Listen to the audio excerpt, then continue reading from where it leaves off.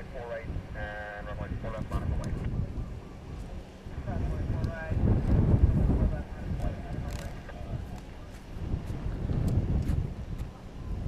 Also, speed 10 heavy runway 8 right on runway. Runway 8 right. Number 274 Mike runway 4 left and take off. Just happy just in a downwind midfield.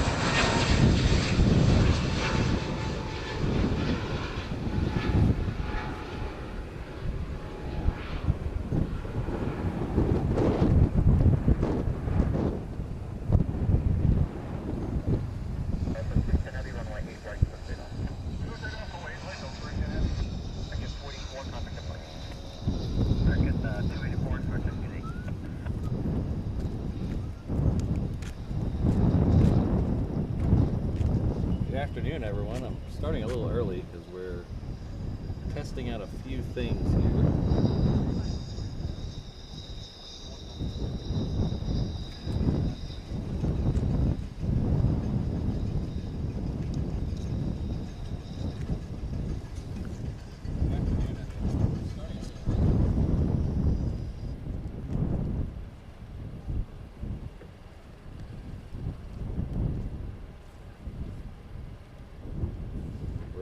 Changing up a few things that I can only test while we're live, so I had to go live to test those things. We're getting a little wind noise, but at least the microphone's working. That's good. Number 274 Mike, contact departure. Contact departure, 1 with Mike.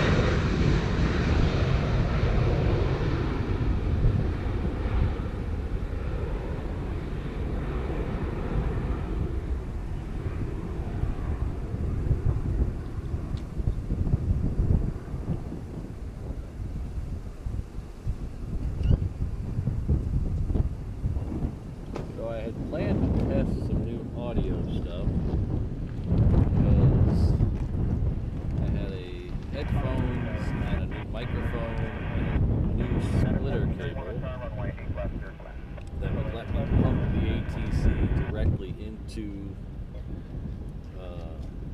the mixer.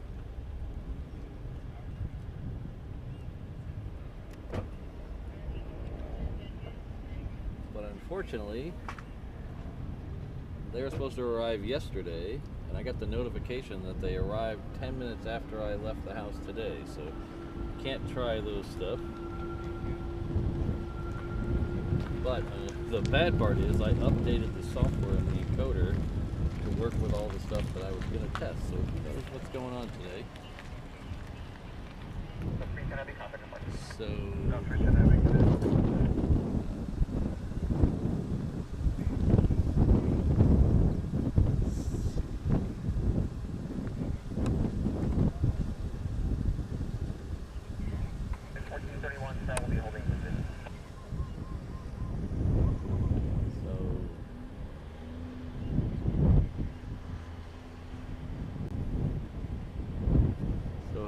Roberto, good to see you. Island Jenny, my new name. Got O'Malley in the house.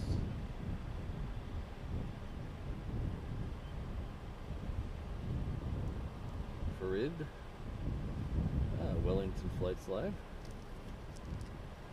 I think I saw you in North Korea just recently.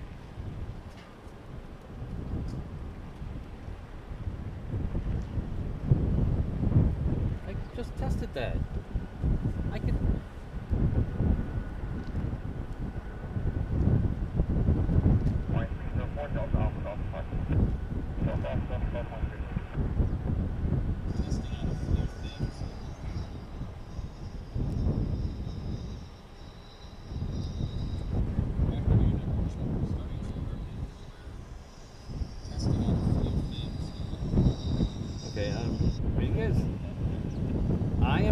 quiet or the surrounding area is very quiet? Runway 11.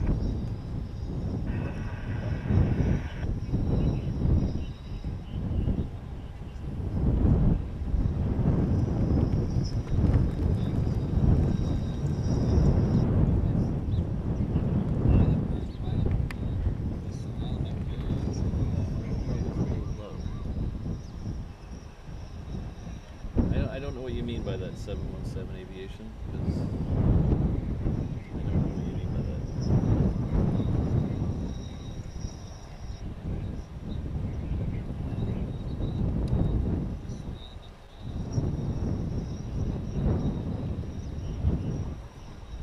Are you guys on a different YouTube? Because I'm listening to it on my phone. It sounds okay to me. I mean, the wind noise I can hear.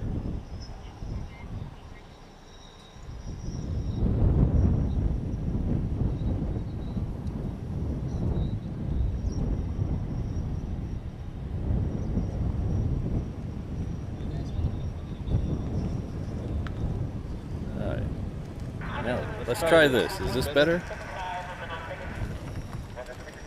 Testing. 1, 2, 3. Testing.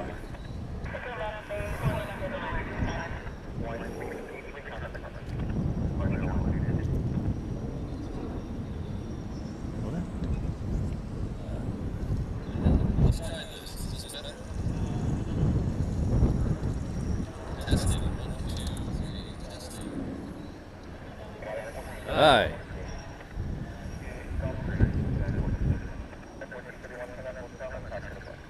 Let's see if we can fix that wind noise now. So the problem with YouTube, and I'm sure Kevin in the chat knows, and maybe a couple of you who have channels know, it's not a real easy way to check things unless you're live.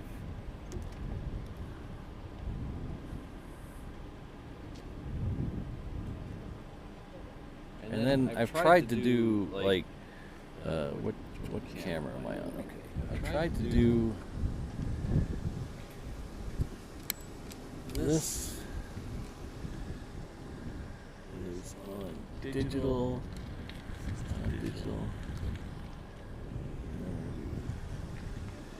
that's on 10 dB down, that is on a low cut, oh it's on a low cut, let's try that.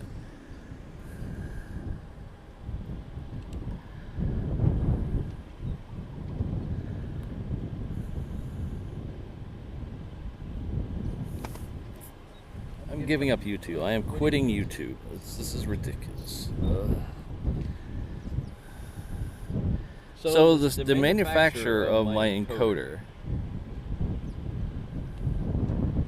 promised that they would fix the audio problems. And they put out a huge update to fix the audio problems.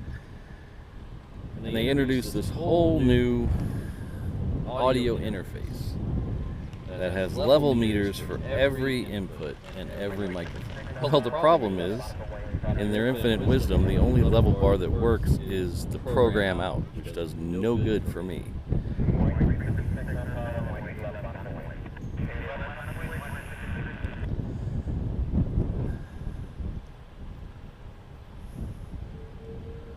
Alright, I'm going to turn off ATC for now because it's just insane. So ATC is off. Do you still hear it? As you hear an echo in my voice? Echo with ATC.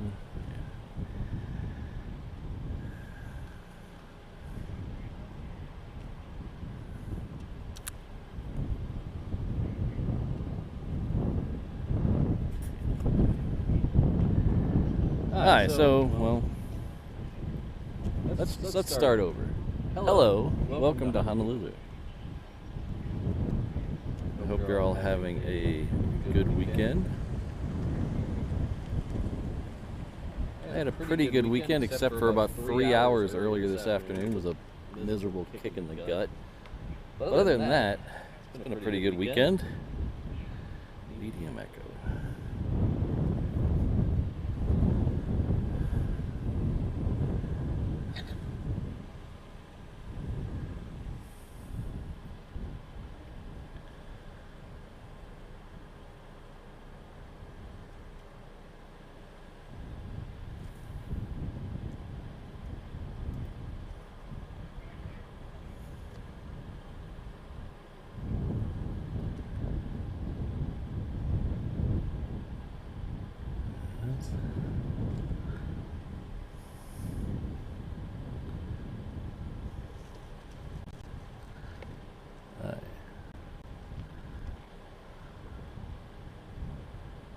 Okay, let's try that again.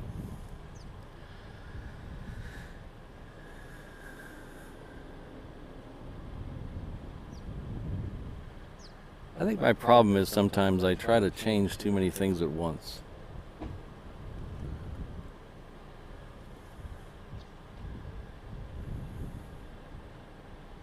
Alright, let's see, now I don't have a...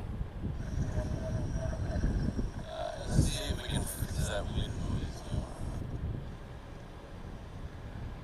Testing, 1, 2... Okay, let's try that again.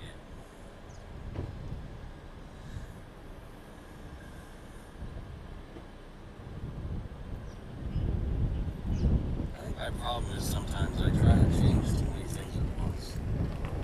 Alright, my voice sounds okay to me. A little reverby, but the voice sounds okay. We'll have to wait for a plane to go by to see if it gets any better. Let's see.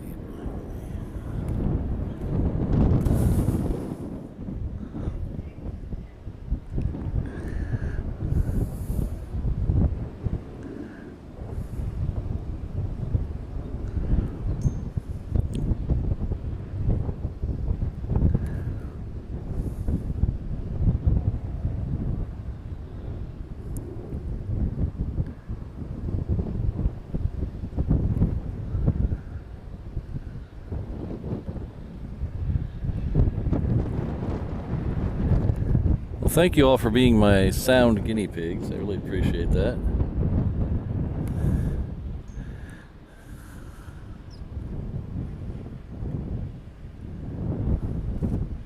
Should be having a Hawaiian come visit us here just a second. There it is.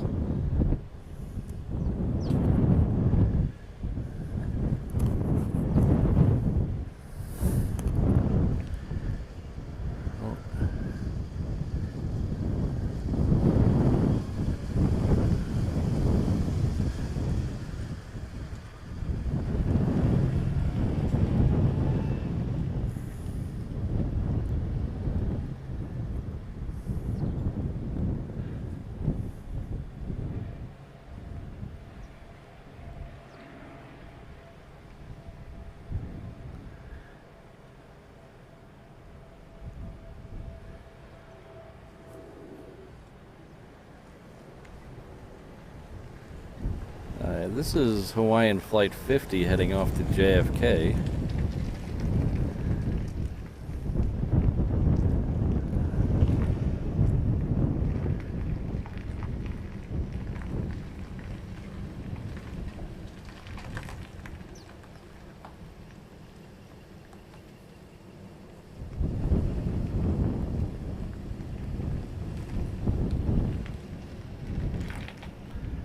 So, Wellington Flight Lives, the story that they're telling us, which may or may not end up being true, is they are going to operate as largely independent entities. There are going to be some overlap in certain areas, but as far as branding and service, they're going to stay separate. Whether that still pans out 18 months from now when everything's all said and done, I don't know. I would think it would be a huge mistake to change the livery on Hawaiian and make it all Alaska.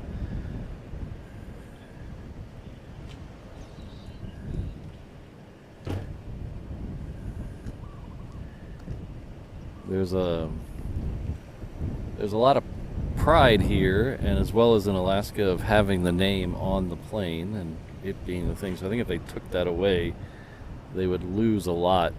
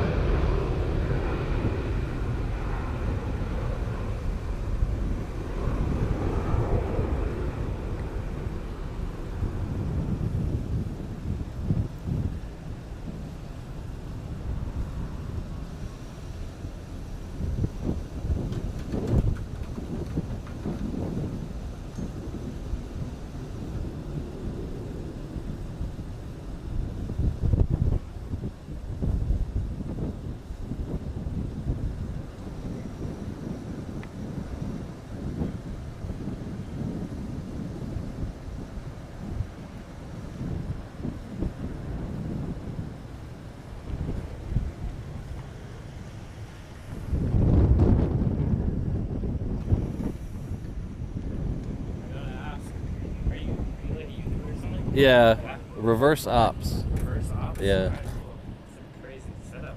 Thank you. Pretty cool. It kind of snowballed. I used to be standing on a ladder over there, and it got a little hairy with the ladder. Got it. Yeah. What's it called? Reverse ops? Reverse ops. You've been doing it for a while? A little over a year. Okay. Yeah.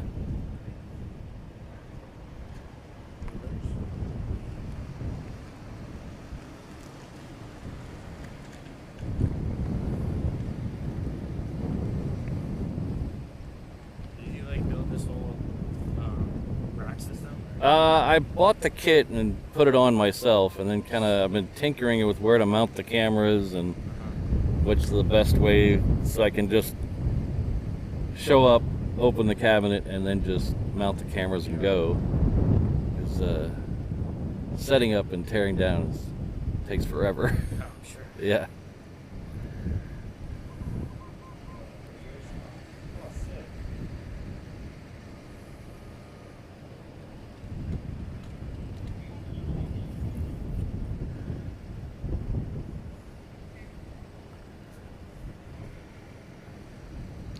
Hello, Kathy. Good to see you.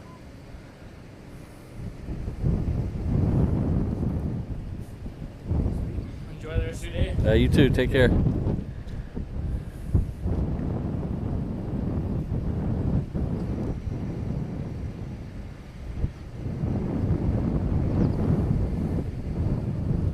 So we're just now coming up on 4 o'clock here, which was the scheduled start time. Like I said a minute ago, I started a little earlier to try to work out some kinks. I was supposed to have some new audio cables. I got the delivery notification 10 minutes after I left the house today, so that didn't help out very much. The audio cables was to fix the ATC problem. I figure if I pump the ATC into the encoder,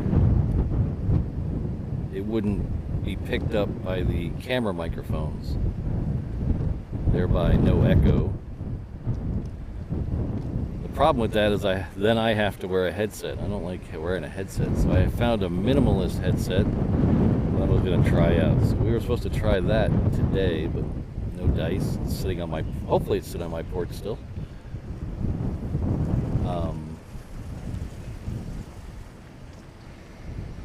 And then I'm borrowing a new camera today too.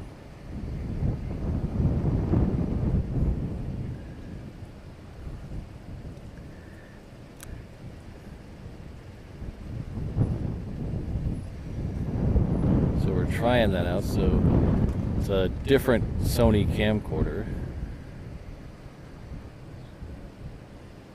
So I have to get used to the idiosyncrasies of it as well, so that's why I mentioned sometimes I try to change too much stuff at the same time. And then I updated my encoder, so who knows what's going on.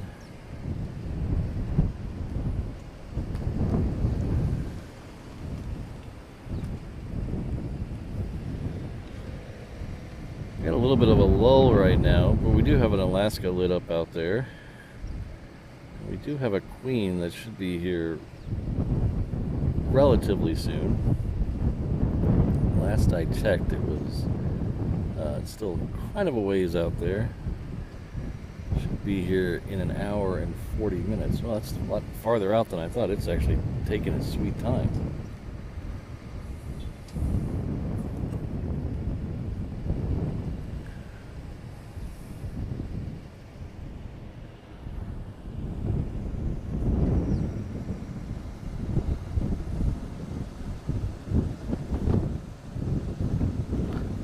Yeah, Ken, I used to have a sign on the truck that said reverse ops, but kind of, this, as weird as this, for a guy standing in the back of a truck with 4 monitors in front of him and 3 cameras and a tripod. I know this is going to sound weird when I say it, but I wanted to keep a low profile. I can't even say it with a straight face. When I first started live streaming, I didn't know what I didn't know. So I didn't know who was gonna question it, who was gonna ask about it, who was gonna give me a hard time about it. No one had ever done it here. I'm the first person to ever live stream from Honolulu. One time or as a continuous show, so no one's ever done it. So I didn't know what to expect. I didn't know if the sheriff was gonna give me a hard time, but they've been very nice to me. I didn't know if the airport was gonna give me a hard time.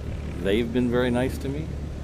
I didn't know if the military was gonna give me a hard time. So I haven't heard anything from them, so I don't know. So I didn't want to really put a lot of advertising on the truck. Make it a little harder for them to figure out who I was.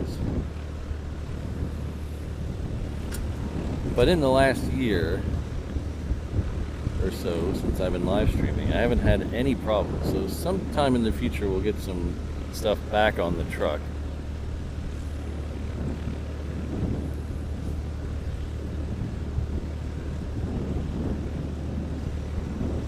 Hello, Mark. First Mark, good to see you.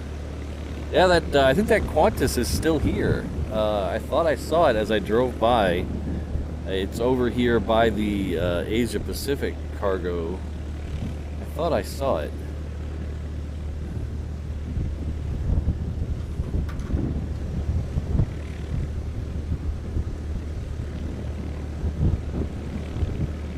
Well, TJ, technically, yes, that's true. I'm not doing anything illegal. I'm doing, just, but that sometimes doesn't matter. There's been a lot of people who've had trouble with authority figures when they've been doing everything perfectly legal. And I didn't want that to be the case. In fact, because there is the, there used to be a permitting system here at the airport, and I was worried about that. So it's just a lot of the things that, you don't know what you don't know. And as good or bad with it as plane spotting is, us YouTube plane spotters aren't exactly the most open people telling other plane spotters what to do and what not to do and what you need to do. So for a long time I just didn't know. The sign is still in the truck. So one of these days I'll put the sign back up there, but again, if I'm only, the signs for only people walking up here, I'm only losing out on 2 or 3 viewers a month, so it's not like I'm losing out on a lot of people. Hello, Joseph, good to see you. Oh, we got Sydney in the house now. Hello, Sydney. Oh, we got Jill in the house. All right.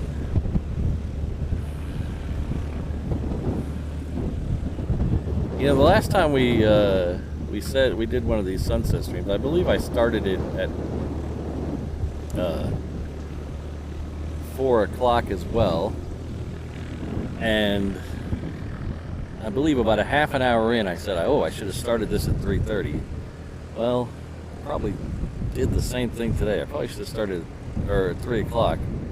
There's a lot of stuff leaving as I was setting up. Hello back to the biggest little city in the world. Thanks for tuning in. Let's go.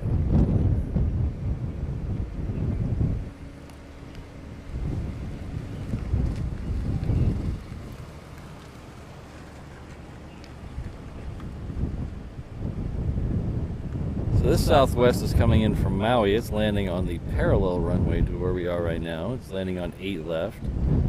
8 left is the runway we're usually at in the mornings.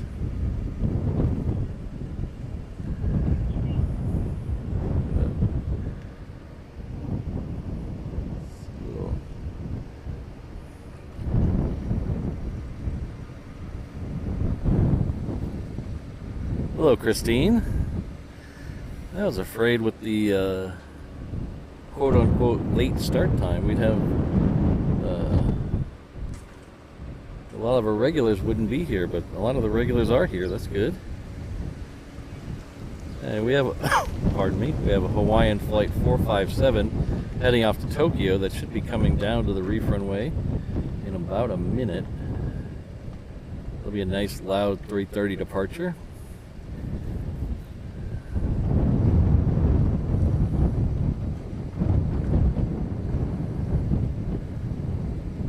So the sunset prediction, Patrick's patented sunset prediction, is I'm gonna say it's gonna be about a 6 out of 10.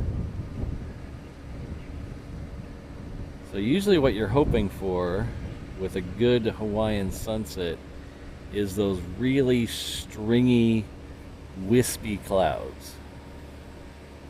And the high level ones. That way you get the really good oranges and pinks after sunset. When you have these big billowy clouds like this, they're good, but I think the wispy ones are a little better.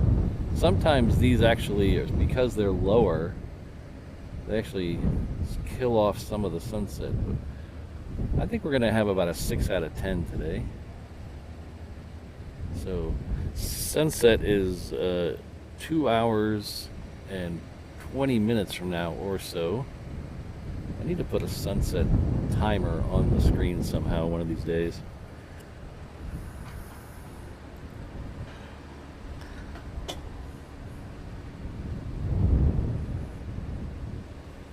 So that Hawaiian flight should be right in here somewhere.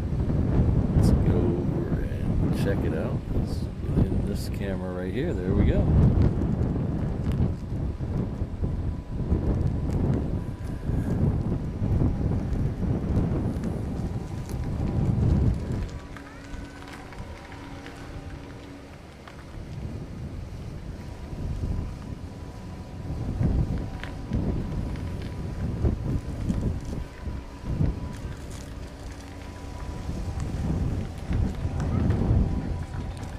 Hey Rock, thanks for being here. Must be getting late there in Albany. What is it, about it's about 10 o'clock now there in Albany?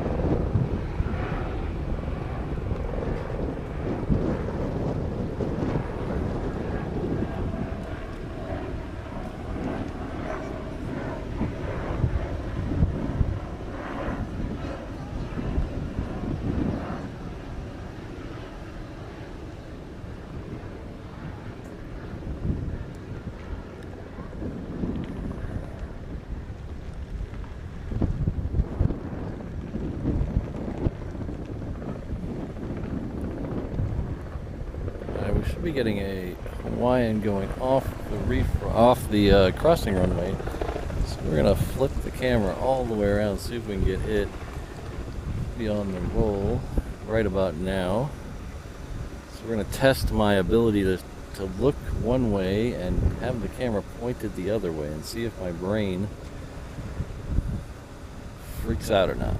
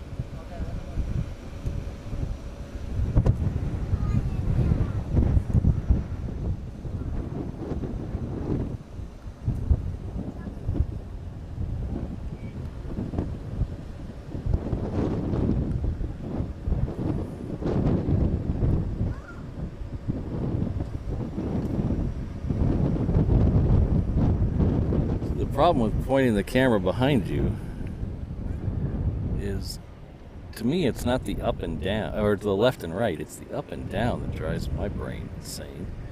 So when you have the camera pointed behind you,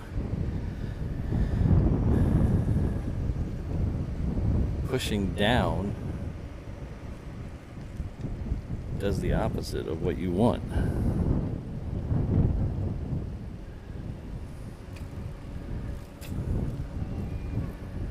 Thank you very much, Joseph Aguilar. Joseph Aguilar. There we go. Get my tongue to correctly pronounce your name. Thank you for the $9.99 super chat. It says, I hope I'm doing well. Yeah, I am doing very well, except for I had about a 3-hour gut kick earlier this afternoon. But besides that, talking about football, by the way.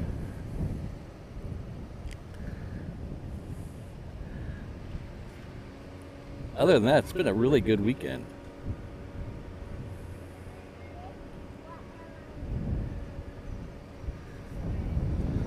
Yesterday we had the stream.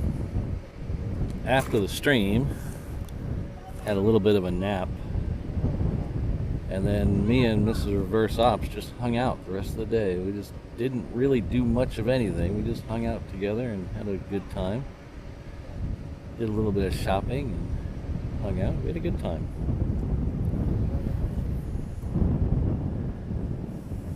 But thanks again, Joseph. Appreciate that. Hello, Marcy.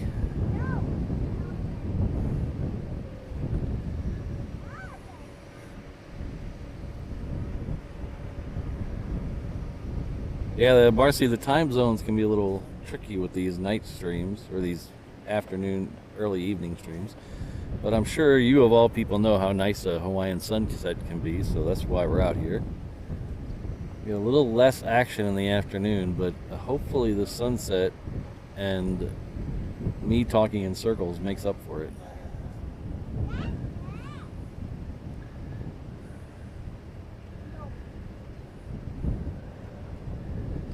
So we have an Alaska that just pushed back, heading off to San Jose. That'll be out here in just a minute.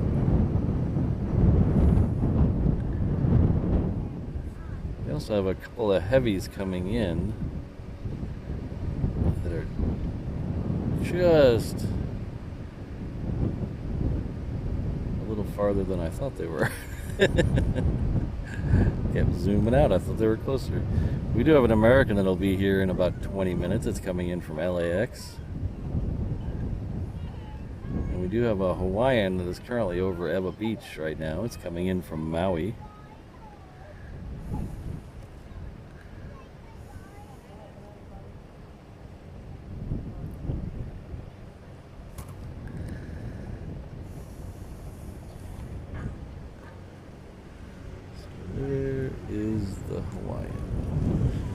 somewhere. Ah, there it is. Still a little too far out to see.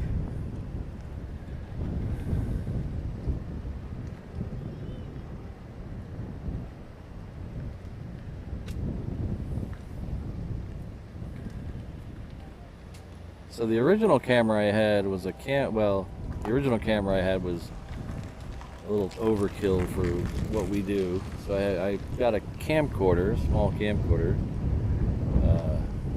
and it has an electronic zoom on it. And then I went to I thought I had a replacement for it that I liked, but it had a traditional twist zoom on it. You twist the end of the lens, and I just couldn't get the right focal length out of that one. Just stuff that was too near, and stuff that was too far, and just couldn't get that one to work right. So I returned to that one, and I borrowed that one. Now we're back to a different camcorder. It's back to the electronic zoom, but it has a different electronic zoom, so I'm trying to work out the finger pressure I need for the slow zooms. I thought it would zoom in a little farther than this. I thought this was, we're gonna have to take a look at this.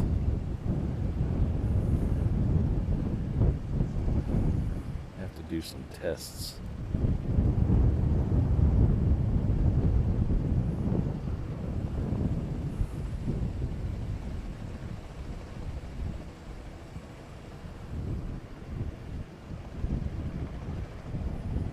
It does zoom very quickly though, that's good. Hello Alan, good to see you. Oh, Wanderlust, hello. Thanks all for being here. We got Jonathan McTee, we have all the cool kids are in the house today.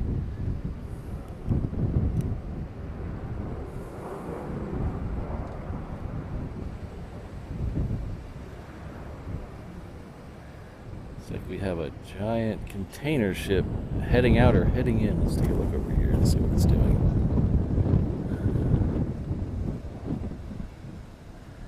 Oh yes, that is heading out. That's a giant Matson container ship coming out of the Honolulu harbor.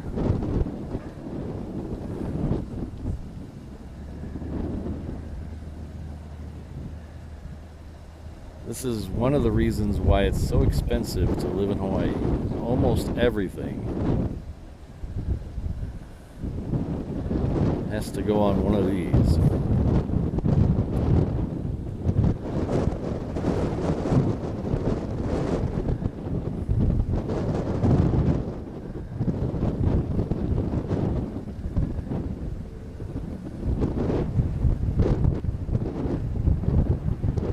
We do have a lot of, if you've watched the show before, you do notice we get a lot of cargo stuff for perishable stuff and stuff that's paid to get here quicker, but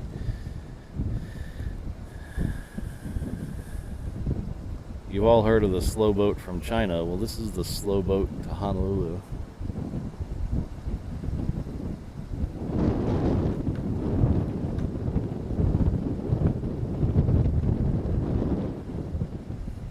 Oh, if you left at 4:05, Wanderlust, you'd probably rewind the stream and see it. Were you here back then? I don't remember. Yeah. That's one of the things that tickles me. It kind of makes me laugh when people come here. Either they move here or they visit here, and they think, oh, well, that whatever is only $6. Back home it's $3. It's not that much more expensive. Well, that one item is double the price of what you're paying back home. And then if you take that, it's not always double, but it's everything you buy is more expensive, and it just adds up very quickly. So me and Mrs. Reverse Ops are not very fortunate to be able to live here, but it does get a little tricky, especially when you mix in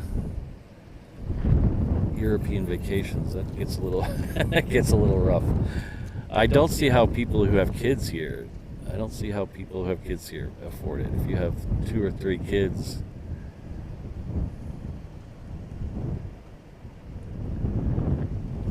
I really don't see, because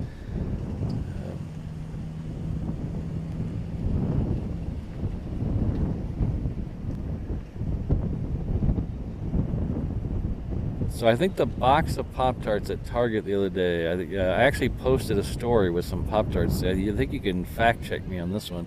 I posted a story yesterday that had the price tag stickers of the Pop-Tarts. I think the pack, the smaller pack, I think is almost $5, and the bigger pack is like $8. And the last time I was in Texas, it was $3.50 and $6.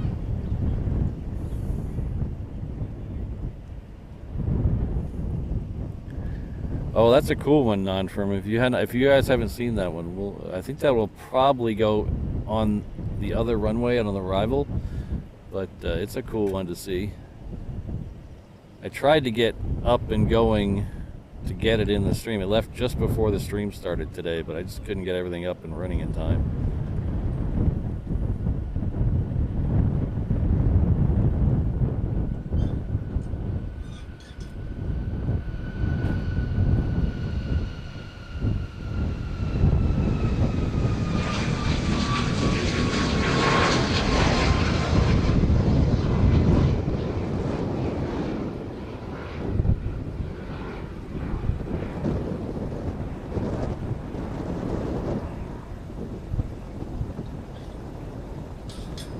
Well, aloha, Mike. I think I need to have you have a talk with my boss then, because sometimes it doesn't seem like it. Now, I do, people who have military contracts or are here in the military do get what's called COLA, which is a cost of living adjustment. My wife, Mrs. Reverse Ops, works at a company who gives a slight COLA adjustment, not as much as the military gives. But funny enough, Washington has a higher one than here for her company. I don't think whoever decided that has been to both places.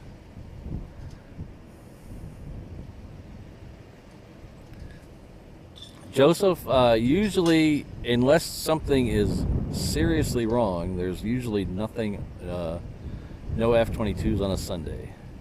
Occasionally, if they're doing an exercise, you'll see them, or I have seen what's called the alert birds, which are the ones that are always ready to go. I have seen those go out on a Sunday before, but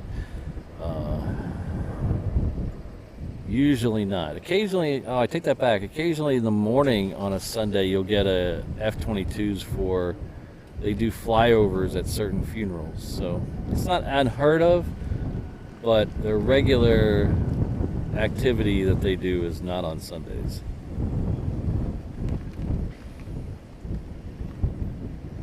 Yeah, COLA is cost of living allowance, yeah.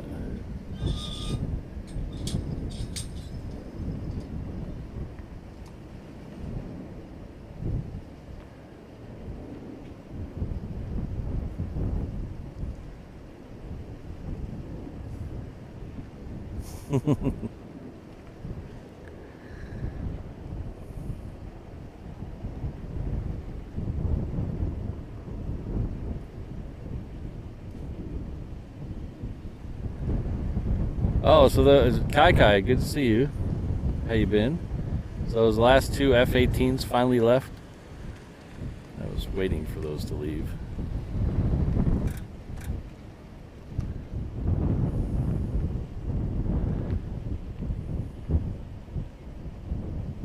Hello, Air Tiki. Good to see you.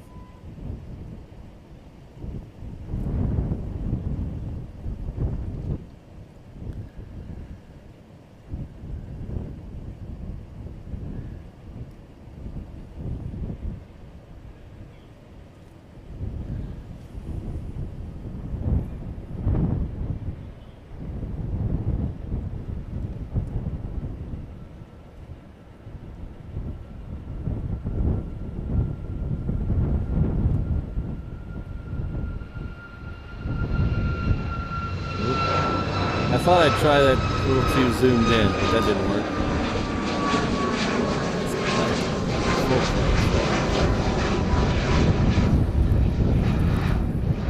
I was trying to get cute with that one and it didn't work.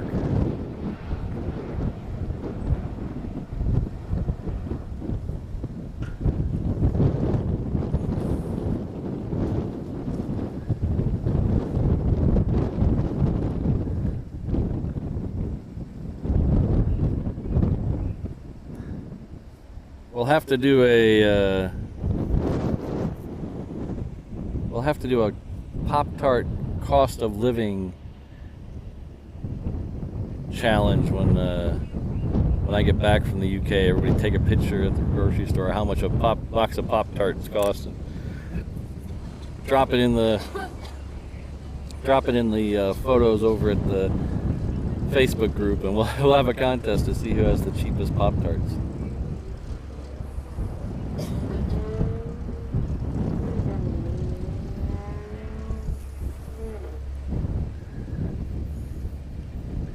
Thank you very much, Jill. We'll see you. Hopefully, we'll see you on a couple of those UK shows.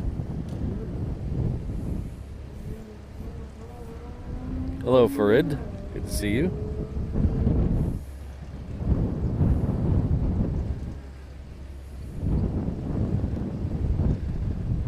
So it looks like the next departure on the reef runway will be Japan Airlines. Came in this morning. It's heading back to Tokyo. It's a Dreamliner 787-9. It is on its way out to the reef runway. We do have a 717 heading off to Hilo on the other runway, so we'll flip over and get that as soon as it starts to move.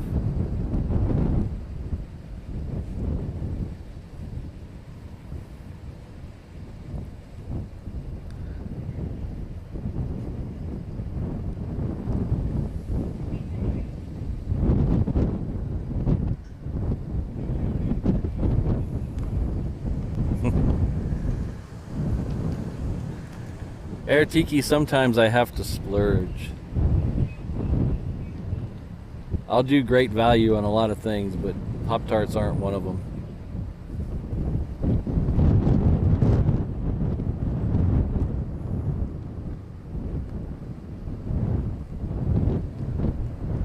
Did you see the Kai? Did you see the Qantas leave? I thought I saw it still here.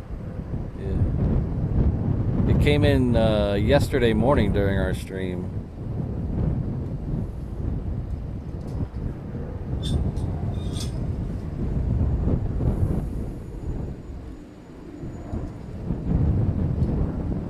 Well, the next arrival will be that Transair MUI 1, MUI 1. It's a 737-200. It's the next arrival on the parallel runway. The next departure will be a Japan Airlines. We'll see. We'll swing around here and see if we can get that Hawaiian that just took off. It's up here somewhere. There it is.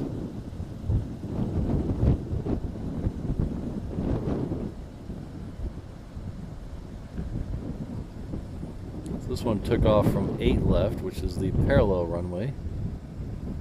I believe I might have said crossing runway.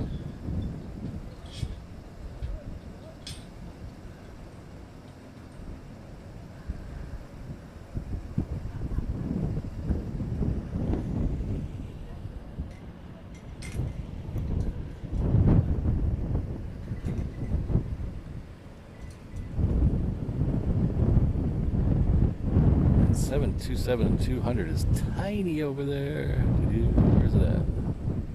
There it is.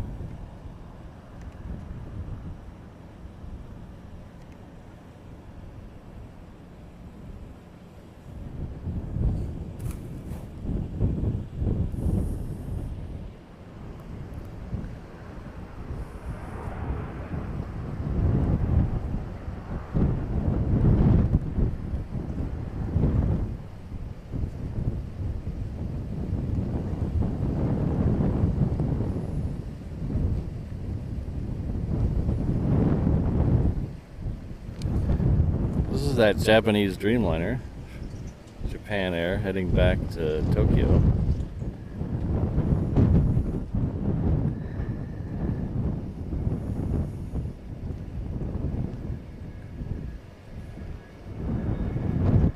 Hello, Jesse. Good to see you.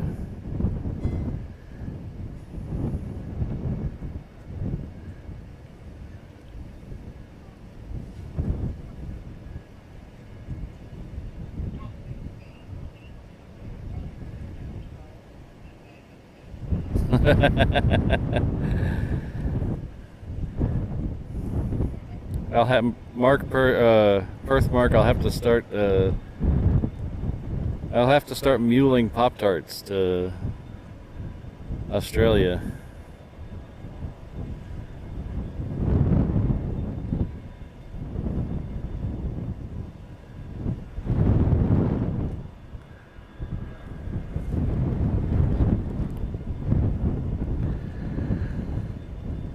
So we are pointing the camera almost due east right here. That's why we have the sun right behind us.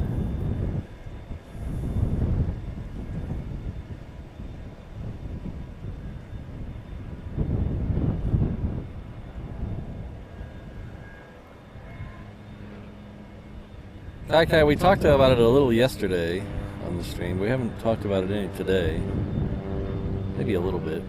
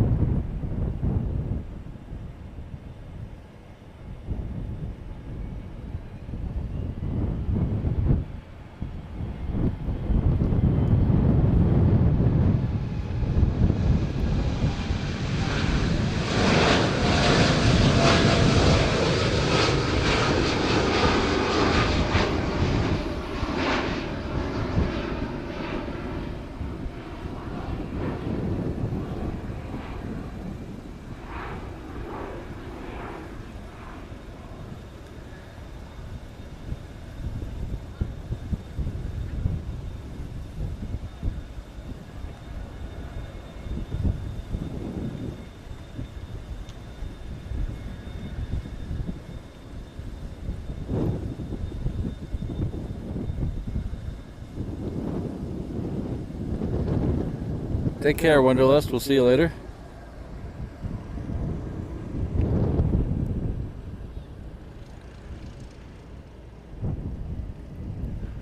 Ooh.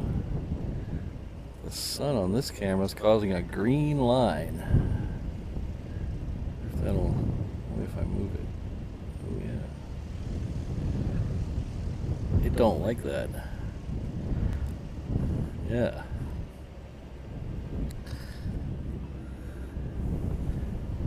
Oh, thank you for letting me know, Kai. 120 likes. Thank you very much, everyone.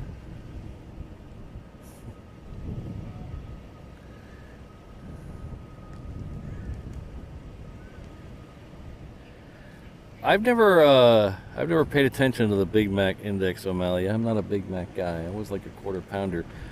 But I did start tracking something. Let's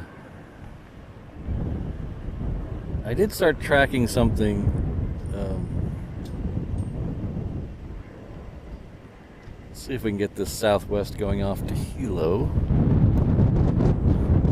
I did start tracking something a few years ago.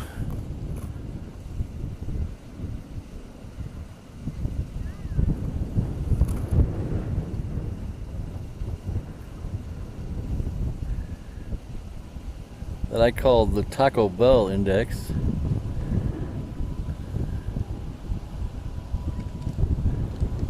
I've been at my day job about 10 years now. I just passed my 10-year anniversary earlier this year. And there's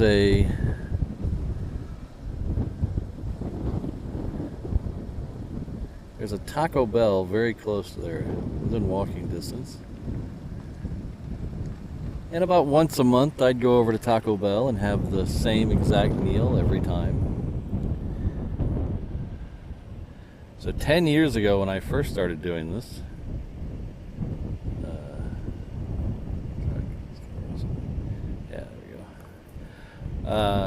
we first started doing this.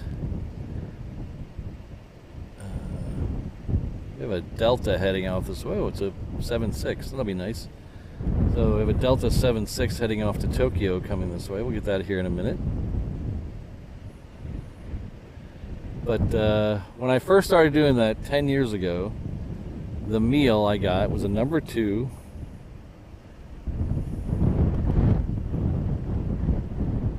It's staggered, Christine, so I got extra holidays after 8 years.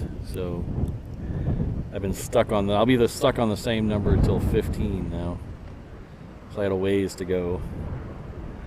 But I used to get the same meal at Taco Bell. I still do. It's number 2, the classic soft tacos, and a drink. 3 of them, and an extra soft taco. So 4 tacos and a drink. It used to be under $6. I think it was $5.86 or something like that.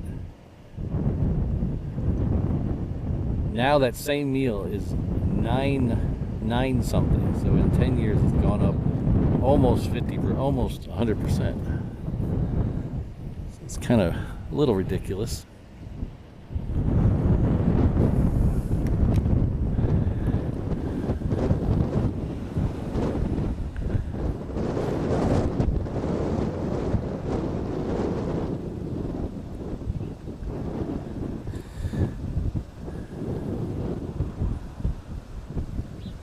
This right here is the end of Waikiki. Close to the end of Waikiki.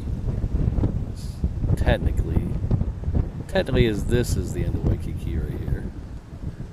And then this is the end of Waikiki Beach is right over in here. So the building with the TV antennas on the top, the tall one on the left, the one in front of it, and then the one with the rainbow down the side are all parts of the Hilton Hawaiian Village. They are at the end of Waikiki Beach, the western end. That is the largest Hilton in the world. They're in talks to add another tower. I don't know where they're going to squeeze it.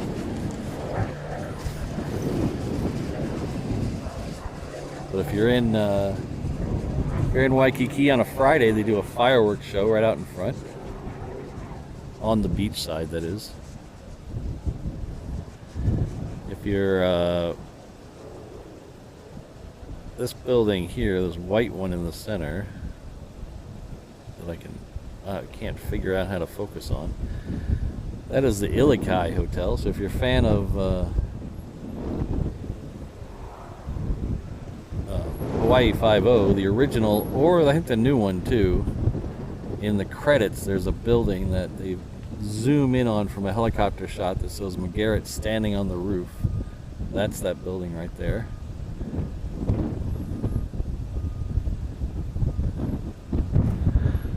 So those are at the west end of Waikiki. And then Diamond Head over there is kind of the other end of Waikiki.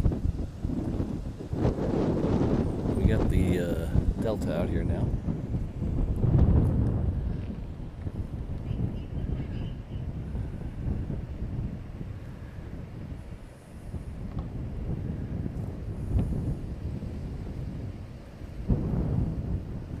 Usually when I go to McDonald's nowadays, I always get not always, but most of the time I'll get a Happy Meal for myself. So if you get the 6-piece nugget Happy Meal with the extra little bit of fries instead of apple slices, then you can ask for whatever size drink you want. They don't care. So if you don't have to get the kid size drink. You can get a medium drink if you want. And then I'll get a double or a triple cheeseburger on the side. So that usually comes to about $9, which is way cheaper than their value meals. It's a little McDonald's hack for you from your plane spotter, Patrick. Teaching you how to give it to the man, one French fry at a time. This is that Delta 6 that's heading off to Tokyo.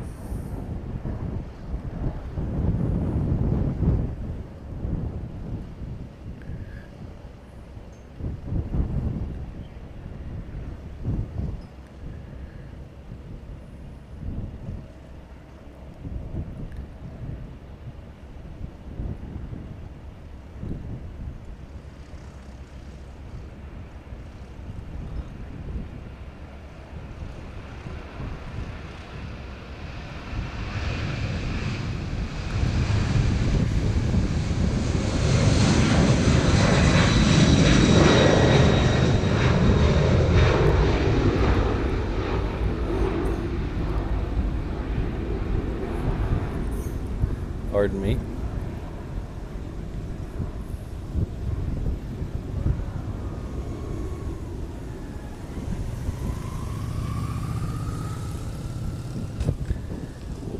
Yeah, Sydney, they still do it. They took a break during COVID like everything else for a while, but they brought it back. Friday nights, usually an hour after sunset or so, 7:45 this time of year.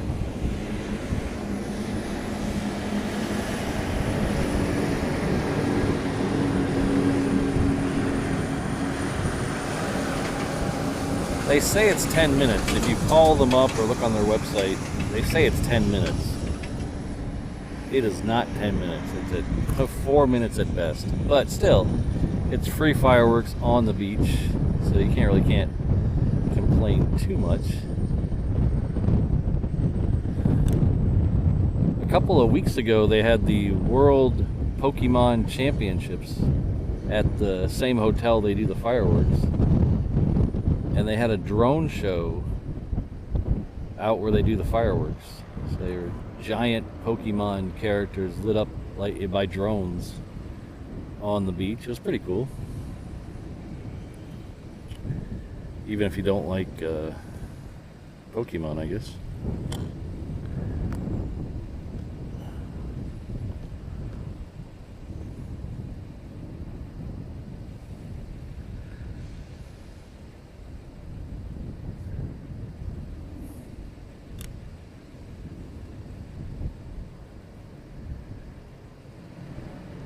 Yeah, back to fast food for a second. Somebody said something about fast food being crazy expensive in Oregon. So the one thing, if you look at watch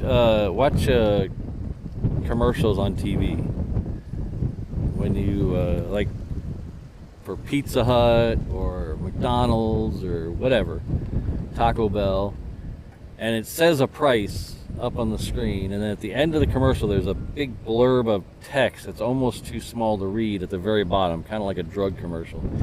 And in that top line, it will always say, prices higher in Alaska and Hawaii.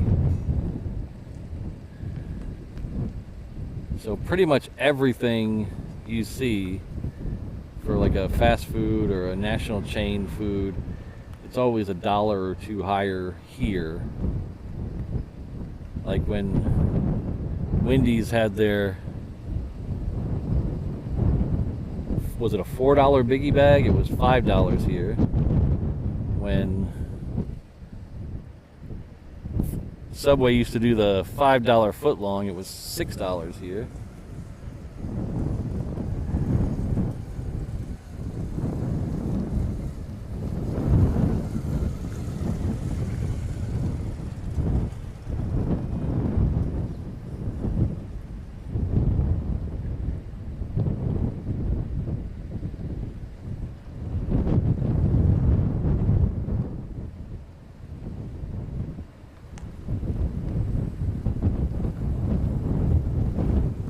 Double Mac style. What is that? That sounds interesting.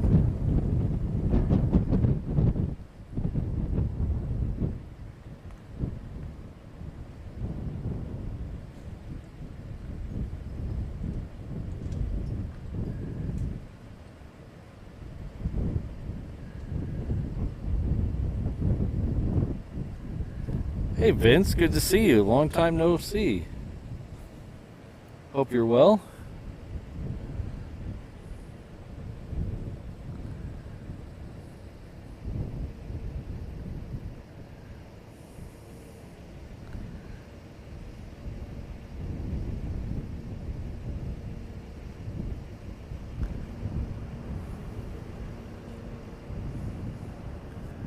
Hey Mark, are you? I swear I saw it on the way over here. You sure that's not a different one? Because I swear I saw it. I can't see it from where I'm sitting right now, but I swear I saw it still sitting here.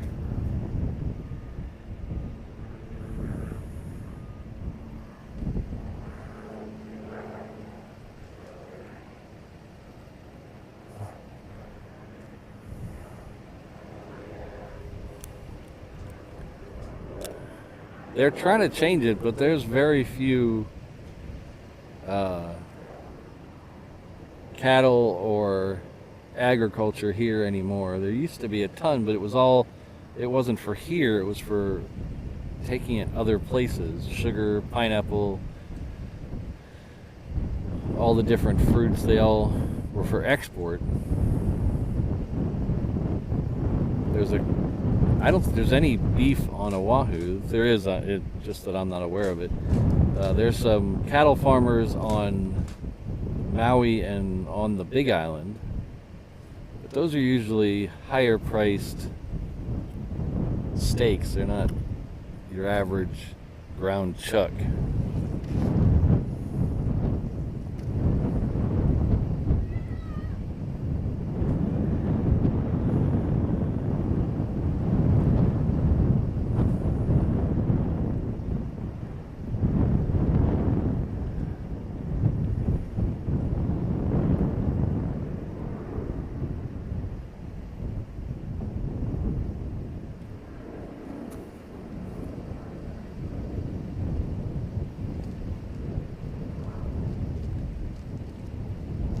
Huh. I'll have to try that non-firm. I'll write that down. I'll give that a shot.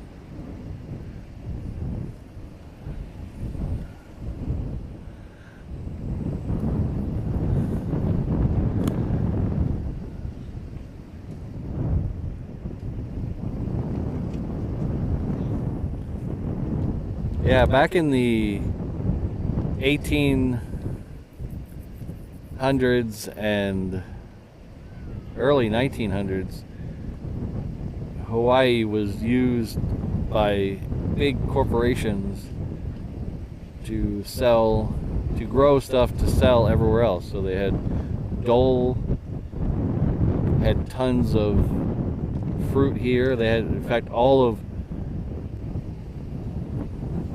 Kalihi Kai over by the water was all Dole Plantation stuff. Dole cannery stuff.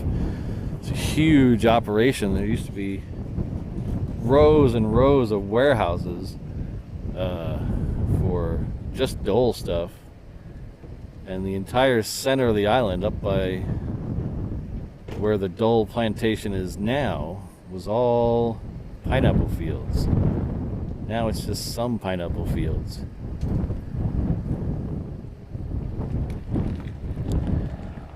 Out towards Kapolei, they have a beach area. It was all sugar.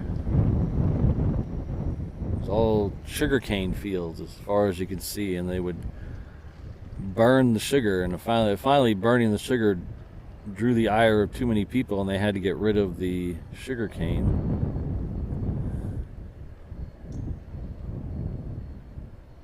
The last sugarcane fire on Maui wasn't more than probably 12 years ago. They shut that whole operation down now. This is a Southwest. Obviously it's a 737, but it's a Max 8 version. It's heading off to Kailua Kona.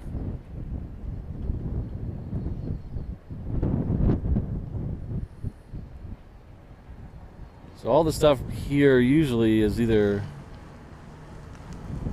high-end stuff, organic stuff, or for tourists. All the pineapple grown here goes to restaurants locally so they can say it's local pineapple. Or it's the pineapple they charge you $30 for 3 of as you walk through the airport on the way to your plane.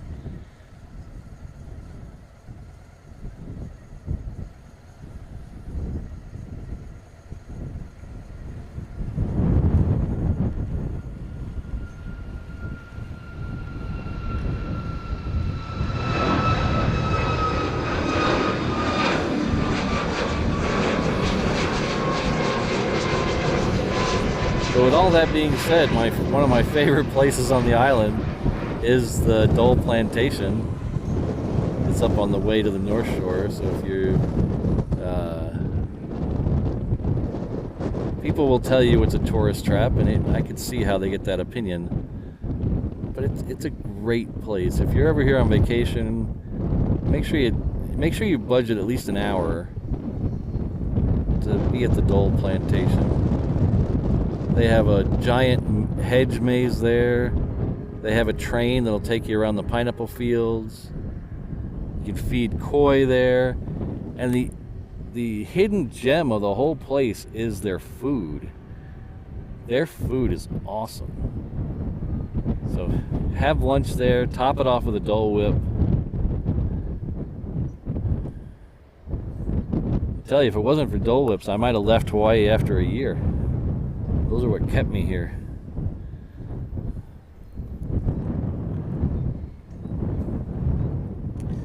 But as you're checking out at the Dole Plantation, don't forget to tell them Reverse Ops sent you. It won't get you anything, but it's funny to me if you say it.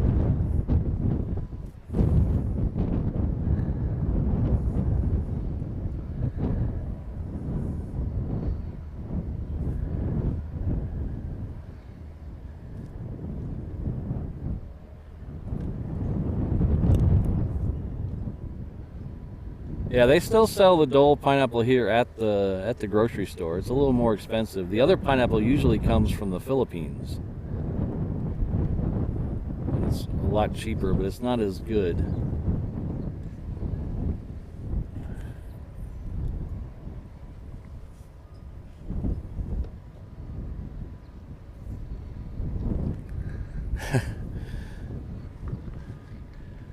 Mrs. Reverse Ops is like a sundial right now. She keeps moving out of the sun. You can almost tell time by where she puts the chair.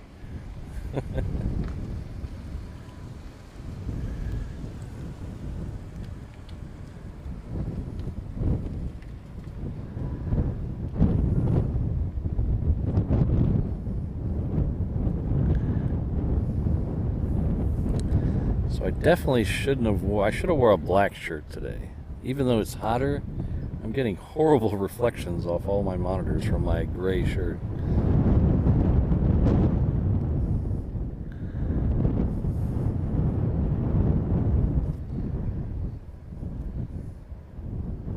Let's see if tilting it further. Oh, that helps a lot. Oh wow, that helps a lot.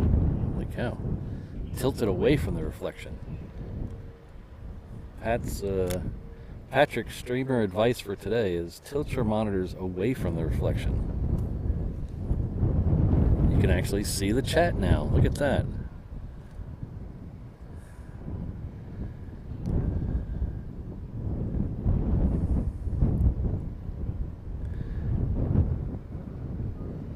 Alright, we have a couple of others pinging up by the terminal.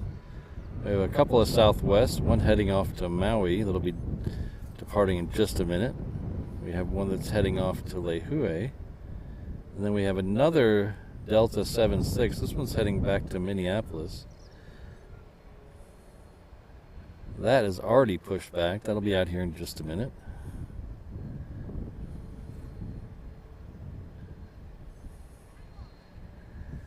Our next arrival will be from Maui itself. It's another 717.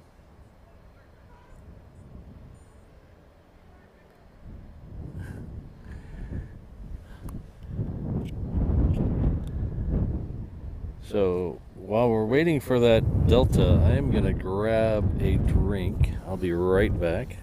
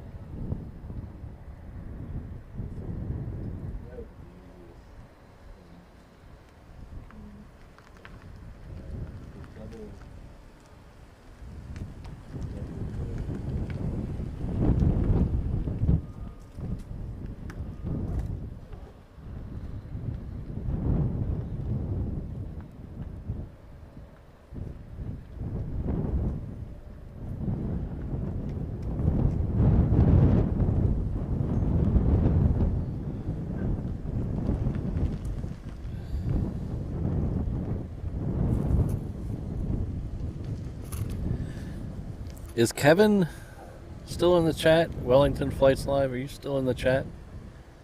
I heard one of my mods is coming down to say hello.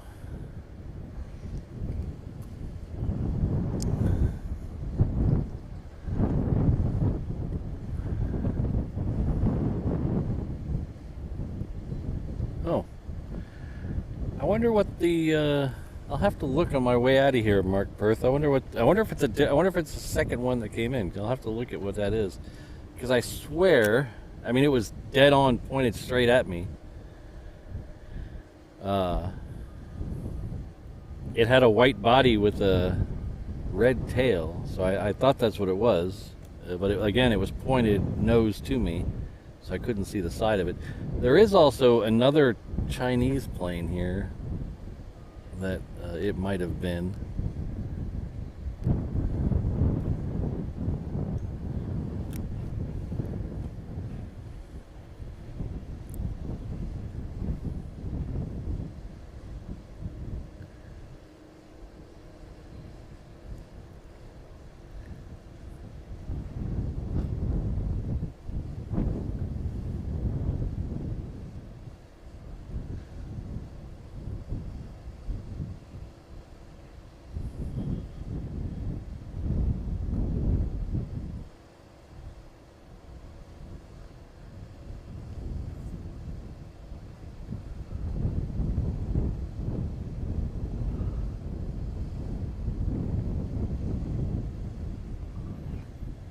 Ah, hello Helsinki Spotting, how are you?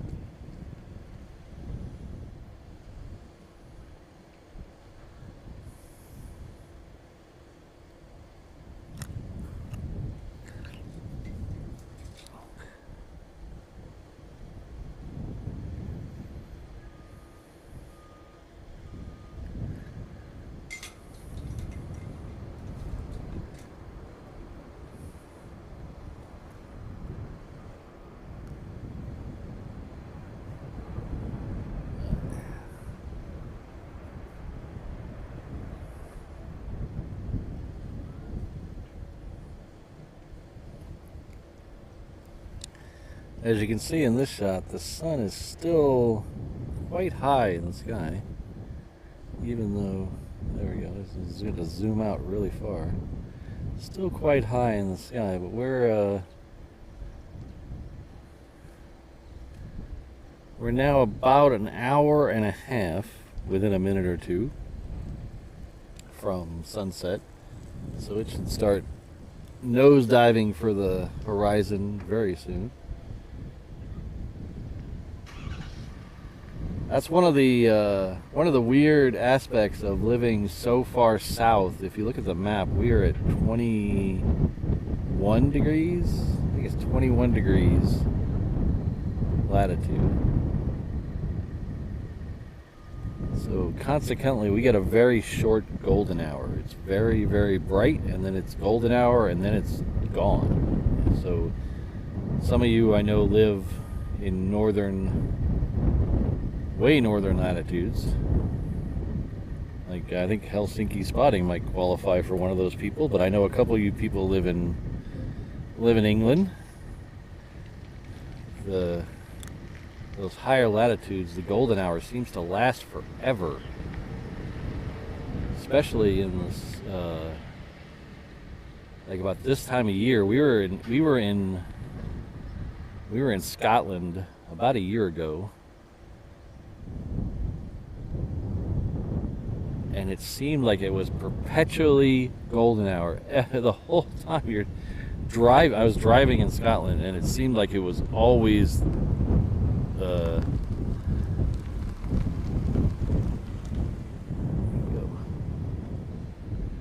lost it. There it is.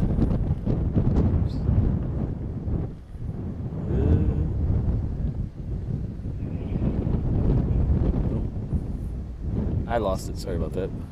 Too busy thinking about Scotland. I was driving, and it always seemed like the sun was just lower than the visor. It was annoying. Beautiful country, but the sun was brutal. It seemed like it was always just in your eye.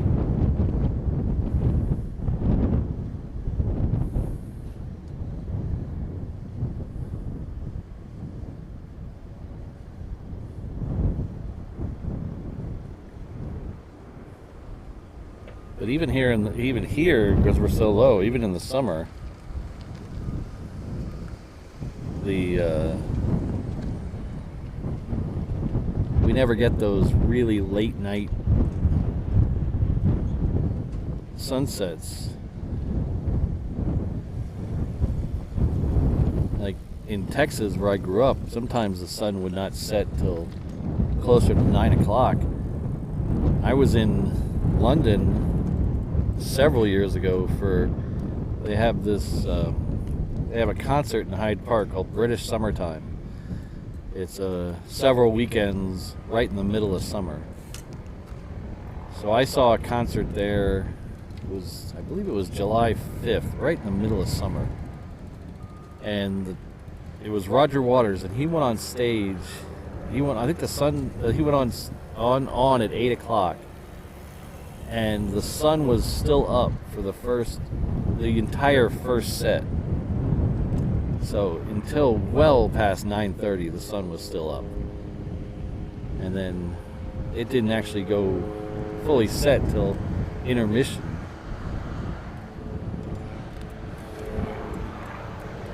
So it kind of killed the visuals for the first set. The lighting effects didn't quite have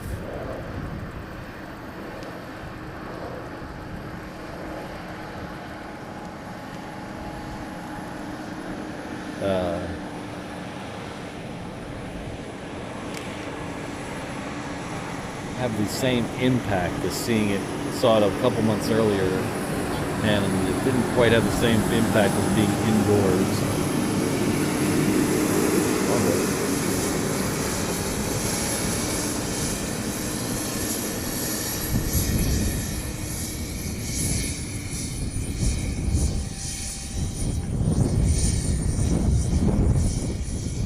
I believe that's a water truck, believe it or not.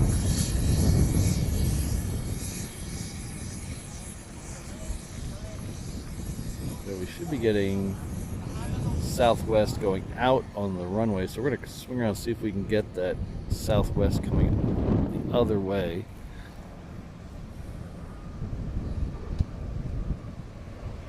Should be somewhere up there. It is.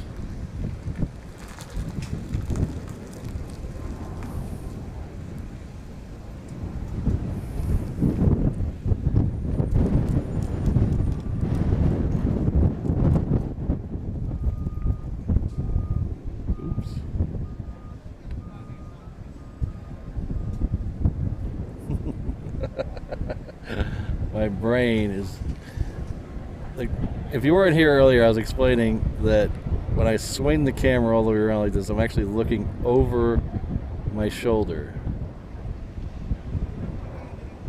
with the camera. So pushing up and down on the handle is doing the opposite of what it does when it's facing away from me.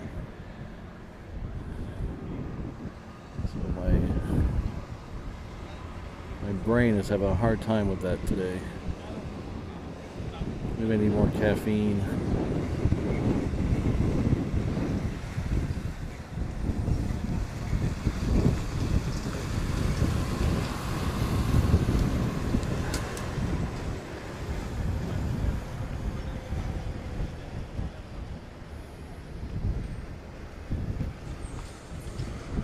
Hello, Perth Refueler. Good to see you. Thanks for stopping by. Is that Delta we were talking about a second ago?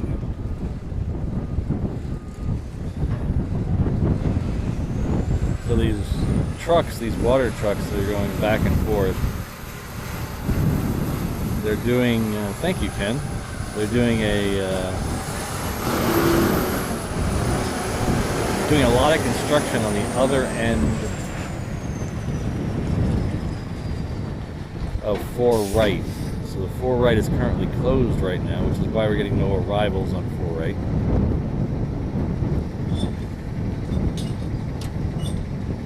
So they're using those water trucks with the dirt to cut down on the dust up there.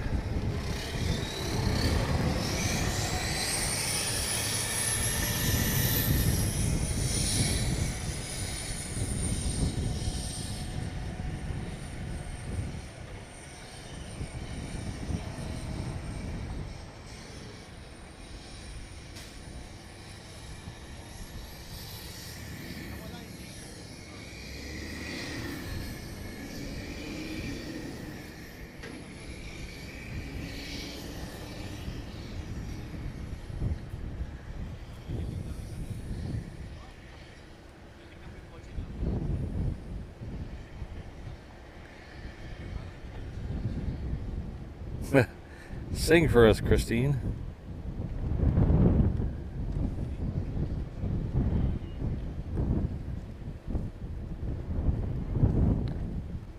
Oh, something just interesting. What just went out?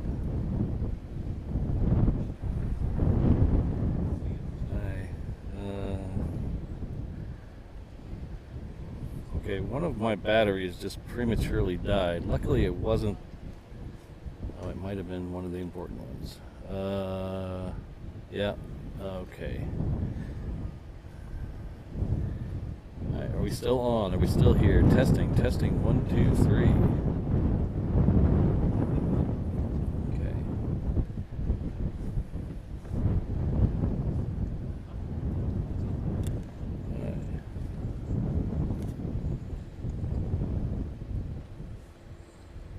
And that, ladies and gentlemen, is why I have 2 internet sources on different batteries.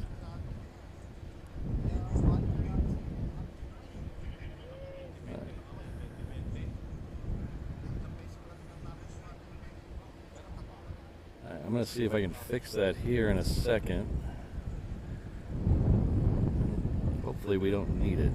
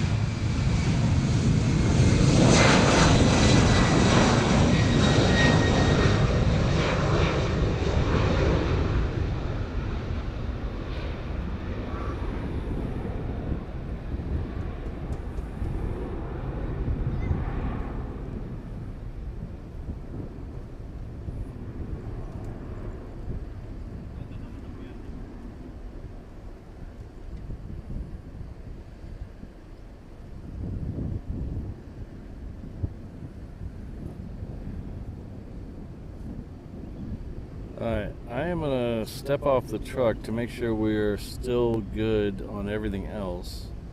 We just lost one of our internet connections, so give me a second.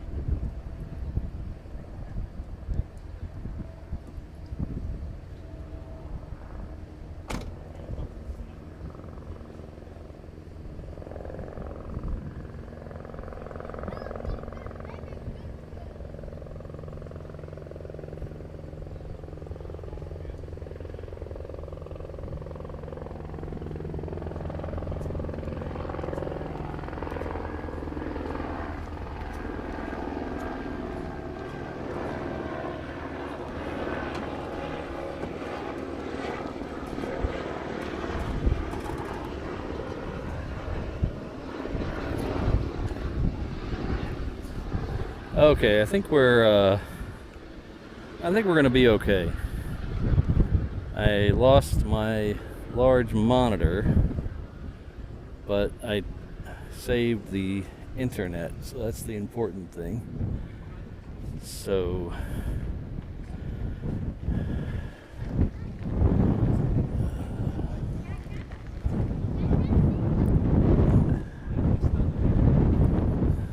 I think we're gonna be okay. We might take another little blip for a second.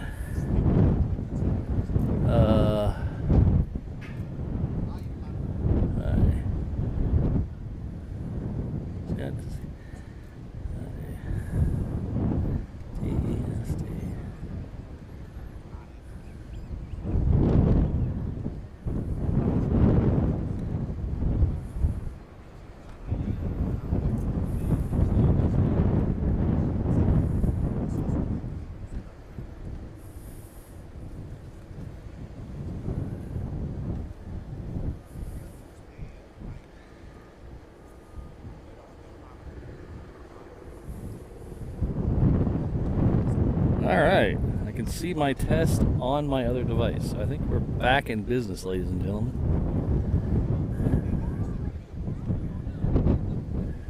I have no confirmation of that, just my own intuition.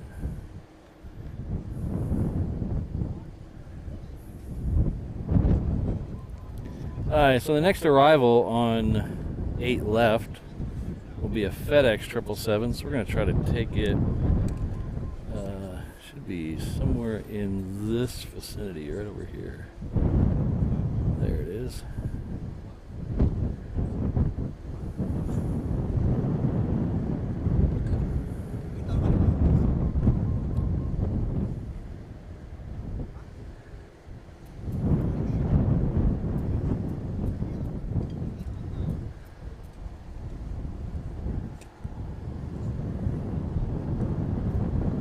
Might have to refresh my main chat. I don't see anything popping up, unless you guys are just really quiet. I don't see anything popping up on my main chat, so we're gonna have to keep.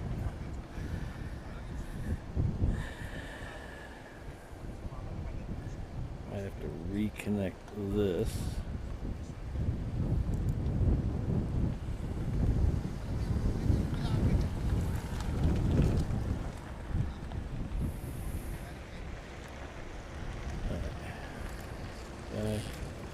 Pop out chat.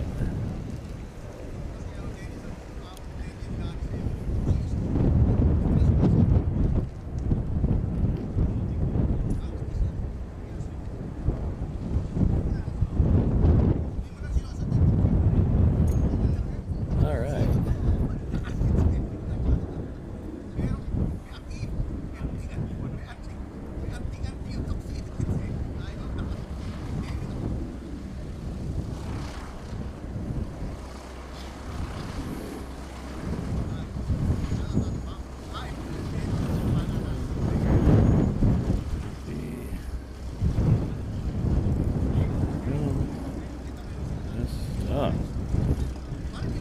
I think we're back in business, ladies and gentlemen.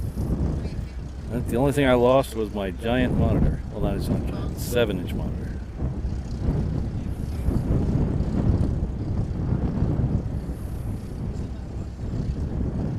Sue, I hope you stay awake for sunset too, and more importantly, I hope I stay awake for sunset.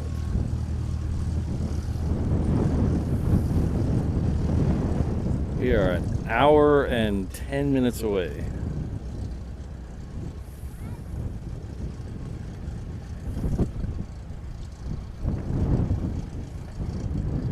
So I'm not a ship spotter by any stretch of the imagination, but this ship is coming out of Pearl Harbor. So this taxiway that we see planes coming down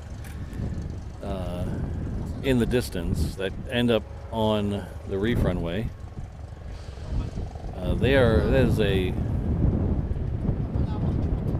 part of the man-made stuff that is the reef runway. It's a one-way taxiway that heads out here. Anything on the other side of that taxiway is either going into or coming out of Pearl Harbor. So this ship is going left, which is southerly direction, and it is heading out of Pearl Harbor right now. So Pearl Harbor is just off to our right. Actually, it's a rather large area, just off to our right.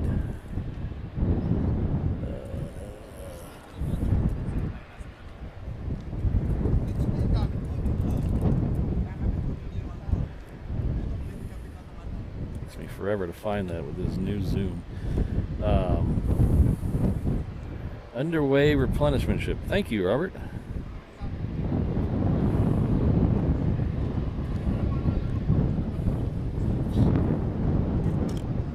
Put that up on the screen in case anybody's not listening to the fine audio presentation.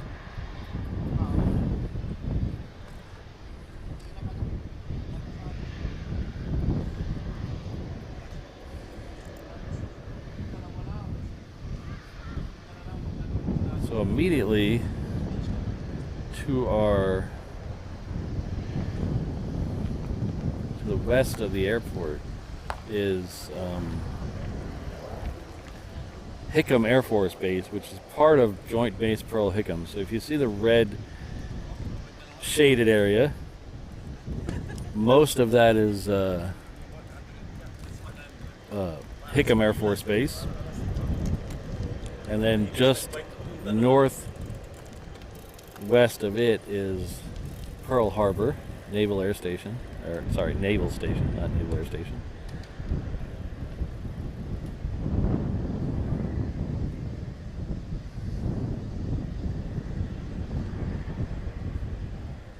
So we are down at the bottom runway on that map, the 8 right.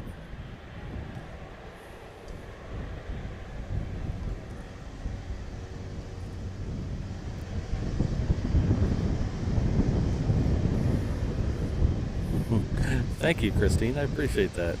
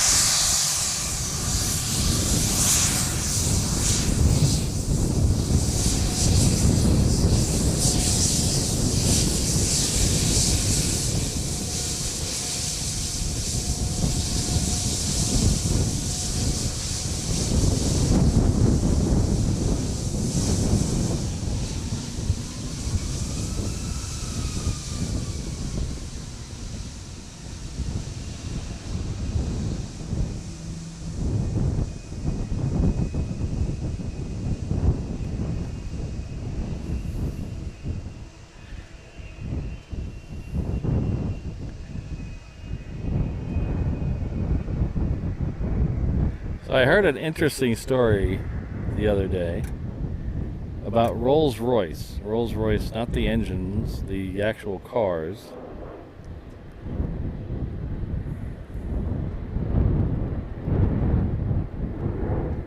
So the Rolls-Royce used to, like every other car manufacturer, would exhibit their cars at car shows, which makes sense. You'd have new car shows like the LA and Geneva and Paris and London all have a big car show, and Rolls-Royce would go over the top and display at those car shows their new ones that are coming out.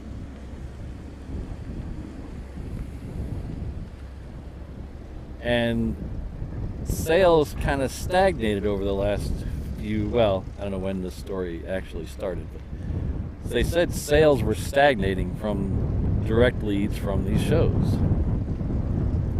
So somebody, some big brain up at Rolls-Royce, had the bright idea to scale back all their displays at all these high-dollar motor shows to a bare minimum to cut costs. Instead, they started displaying their cars at aircraft shows, private aircraft like this Gulfstream, to where they had shows like that. And it actually worked out. Their leads from those shows eclipsed all their sales from those shows eclipsed all their previous auto things, because the way they explained it was when you have a client who's looking at a $75 million plane, a $500,000 Rolls-Royce is just a throw-in, something he says, oh yeah, I'll take that as well. But when he's at a car show and the $500,000 Rolls-Royce is sitting there next to 10 other cars that cost $500,000, you don't have that same just kind of throwaway money. Oh, I'll take that one as well.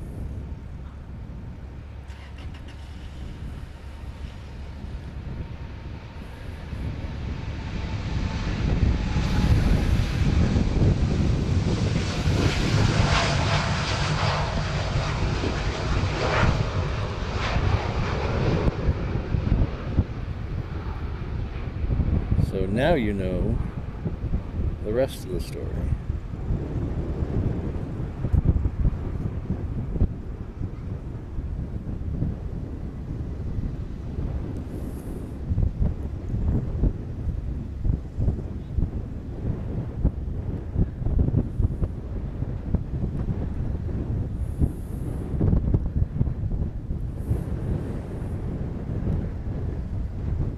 Sorry, Pittsburgh Dawn, I'm American. I have no idea what autumn is. We call it fall.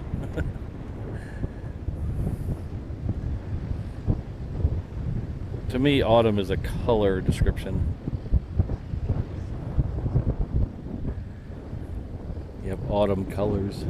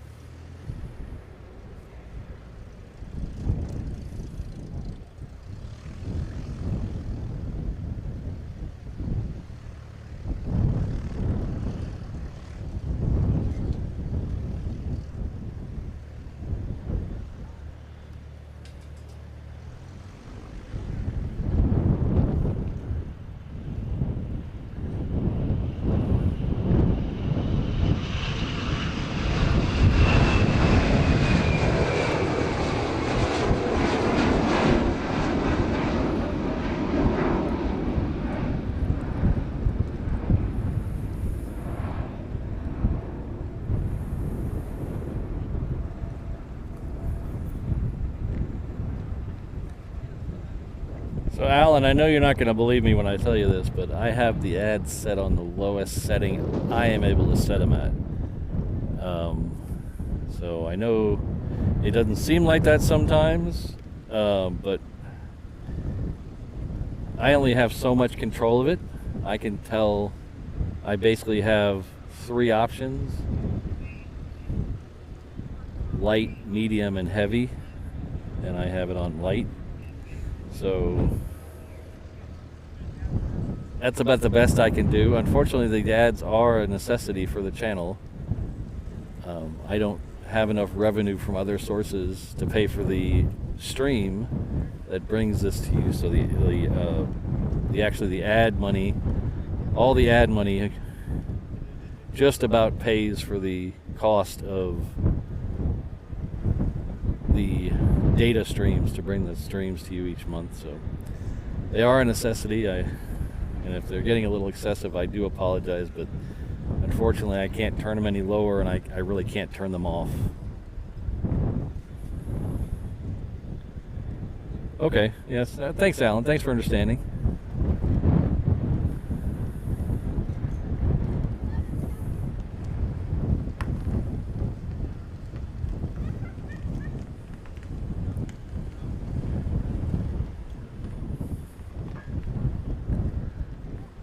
Somewhere over there should be a plane.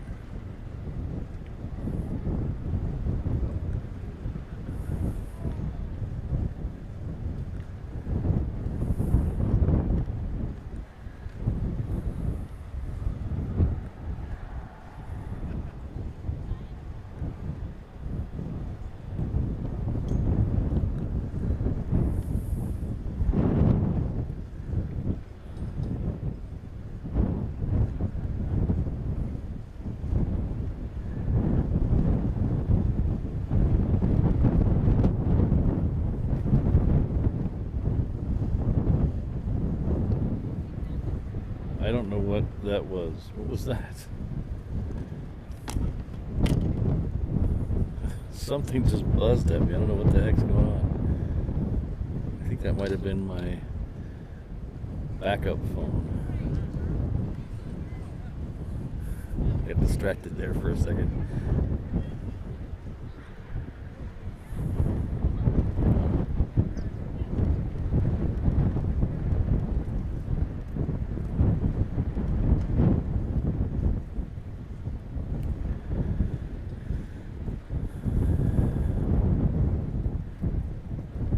So that United Dreamliner 10 that we saw leave here a minute ago, that's heading off to Chicago. This Delta here is heading off to JFK, so a nice couple long flights. Hello, Rainbow Love, good to see you.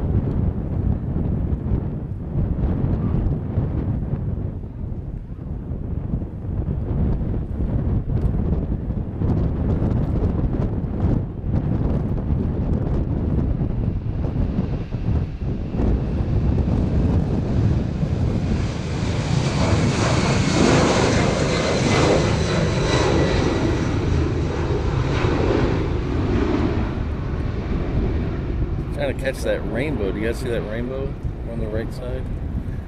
There's a very faint rainbow on the right side of the screen.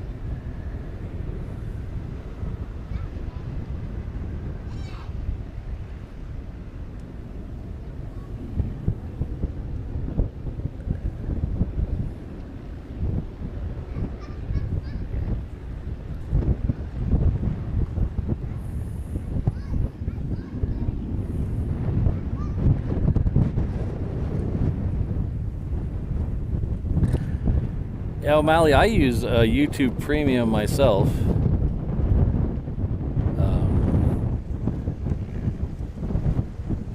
We were looking at our subscriptions, and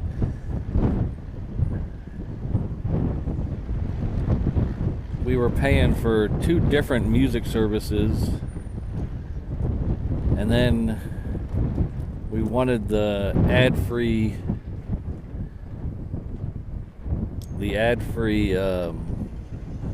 YouTube, so we killed the other 2 music services, and now we both just use YouTube Music, which is part of YouTube Premium. And it's so for us, it actually worked out cheaper to get YouTube Premium. So we do the family plan, so it covers like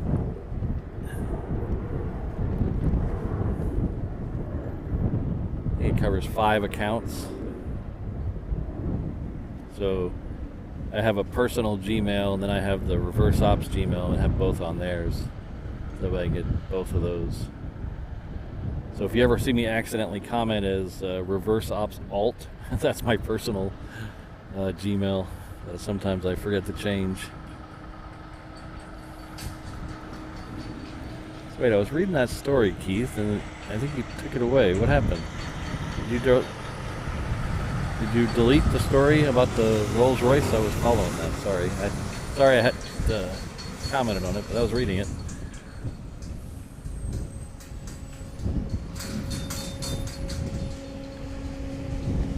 And the good thing about YouTube Premium, it doesn't leave us content creators out of the loop. They actually, I don't know if it's as good as the ad revenue, but they do kick a little bit. So every time someone who has YouTube Premium watches one of my streams, it kicks in a little bit of money. Not a lot, obviously, but a little bit.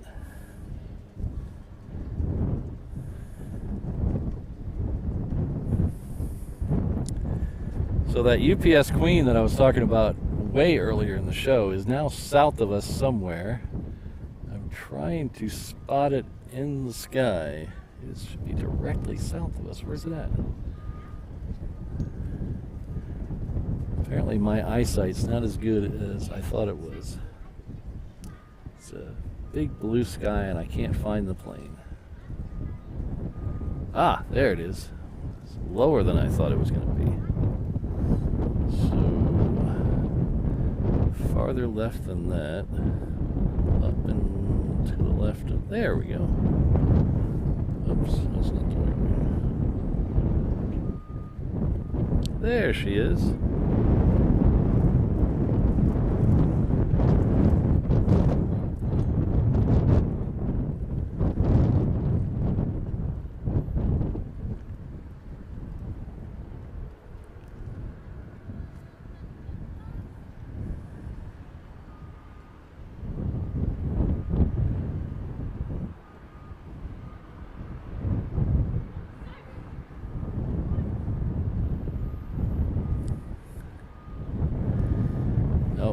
Now behind a cloud, so we're just going to call it a day on that one. Hopefully not a day. So everybody, think positive thoughts. We want that queen right there that we just saw. We want that queen on 8 right. So everybody, whether you're a spiritual person or not, say a prayer to the plane gods. We want that plane on 8 right. If you know someone at ATC, give them a call. See if we get that one coming down right in front of us.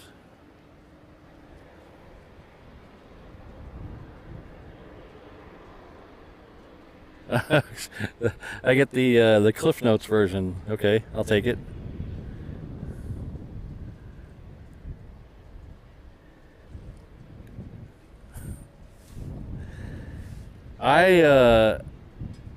I would like to see a Rolls-Royce with a Merlin engine. I think that would be really cool. I don't think I'd want to ride in one. I don't want to offend any of the fine citizens of UK here, but I've always heard, and I do own a British car, so I think I have the ability to say this. If you ever hear the phrase "fine hand-built in Europe," or sorry, in England, stay away. So I don't know if I'd want to be in a car that was hand-built in England, powered by a Merlin engine. It just seems a little scary. And just for the record, I do own a 1980 MGB, and so I know what hand-built in the Midlands mean. So the car is currently sitting on blocks in my garage because it has fallen apart on me.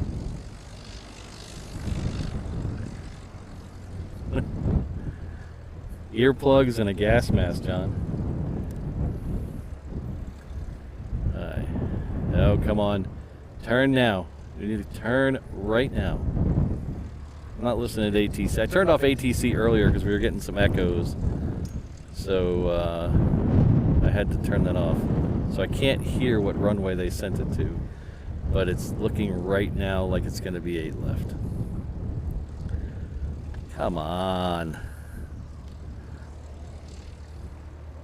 Yep, looks like it's going to be 8 left. Oh, Ken, did you hear it? Is it actually 8 left? Come on. Come on, Your Majesty.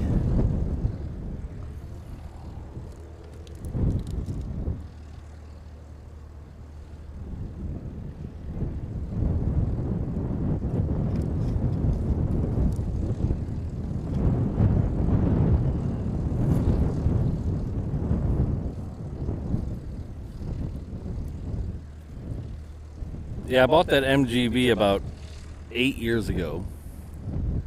Always wanted to own a little tiny 2-door British car.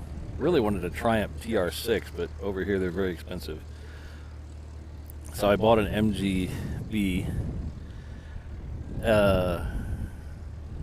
Drove it for about, I don't know, 2 years maybe? 8 left, come on.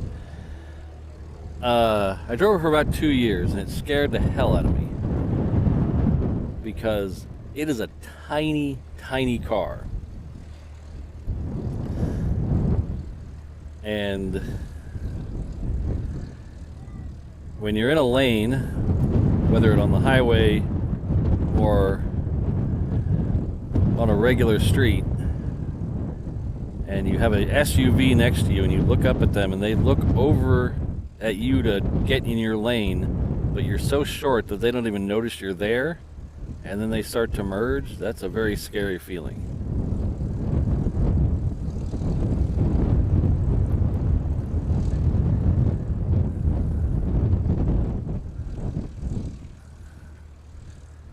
So what paused it, why I stopped driving it, is the guy I bought it from, he swore he replaced all the fuel lines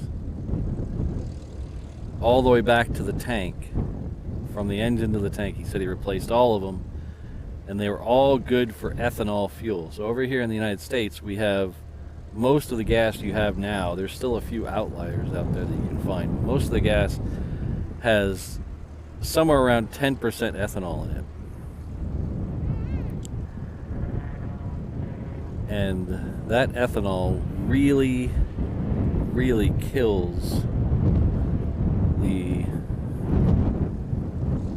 older European fuel lines. And I don't know why it doesn't affect this car, this truck I'm in now. This truck is not quite as old. It's from the 90s. So, but it really kills the fuel lines in older British cars. And I read that everywhere. And that's why I specifically asked the guy if he'd replace the fuel lines, and he said yes.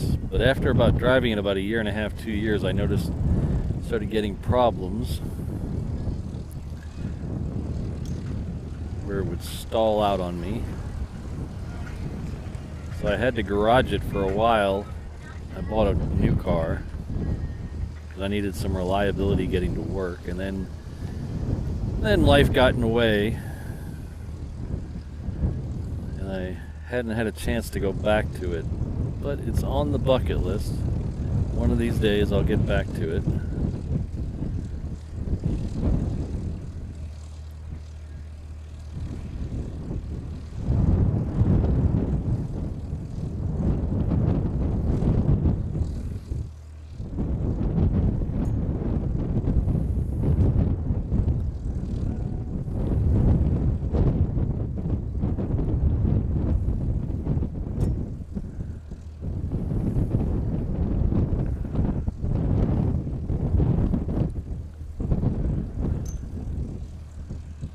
So I was talking to a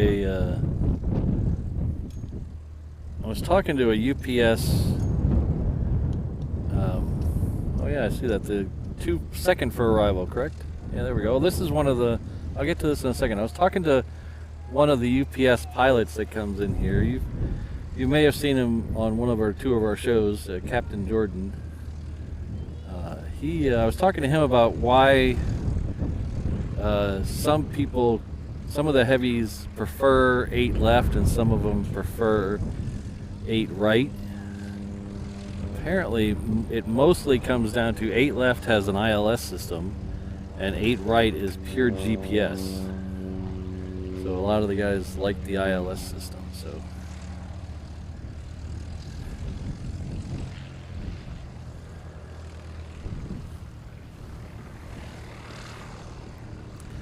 So second for arrival, as somebody said in the chat, I missed who said it, is a Hawaiian-operated Amazon Air A330. So a couple of years ago, Amazon and Hawaiian Air made a deal to where they would operate, their crews would operate some of the prime planes. So this is one of those. I think there's 2 of them. And the one, if you're looking at them, if you're at an airport, or this one's coming in from San Bernardino. So if you're at an airport that you usually see prime airplanes, usually they have a very dark blue tail. If you see one that has a light blue tail, that is one of the ones that is operated by Hawaiian Air.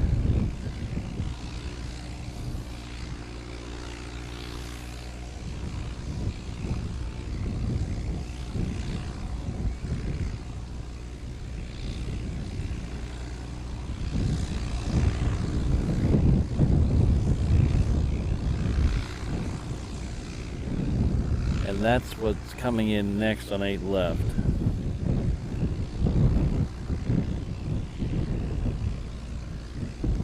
So the other day when I was scheduling when I was doing the schedule for these flights, a lot of these flights that we're watching come in on 8 left came in on 8 right. So I don't know what the deal is today. Maybe it's because it's Sunday, I don't know. I thought I looked last Sunday, but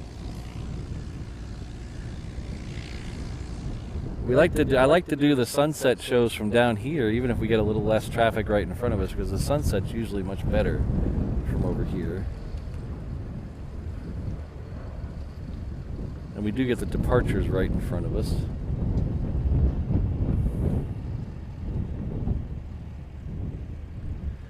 We are going to have an American 777 heading off to DFW. It is pushed back, so it'll be coming out here to the reef runway.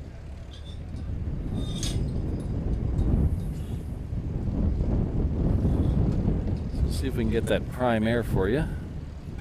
It's right in the middle of that storm cloud out there. There it is.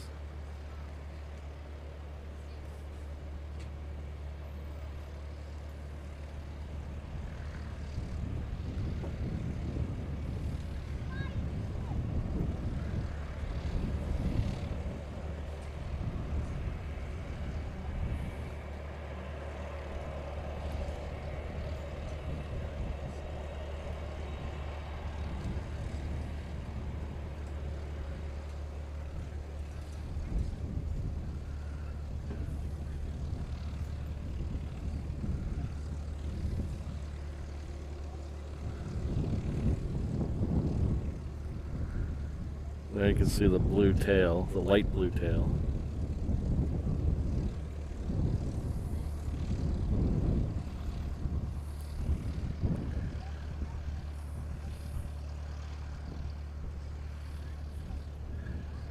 Got a lot of clouds in the way of the sun, but I'm not complaining because it's not beating me right in the face.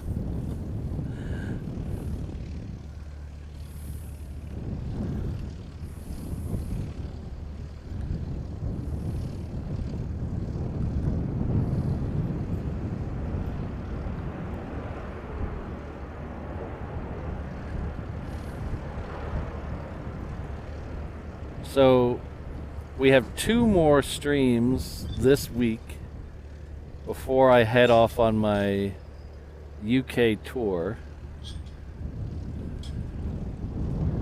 So we're gonna do Tuesday morning for our normal arrivals lounge, and then we're gonna do a members only stream on Thursday morning.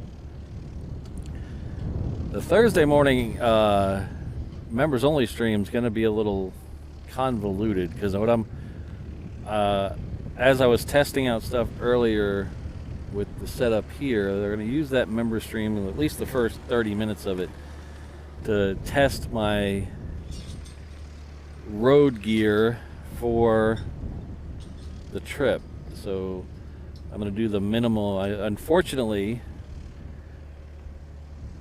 the people at American Airlines will not let me check my truck on the plane, so I can't carry my truck on, so I have to leave the truck here. So I have to do a smaller setup. So we're going to test out the smaller setup Thursday morning.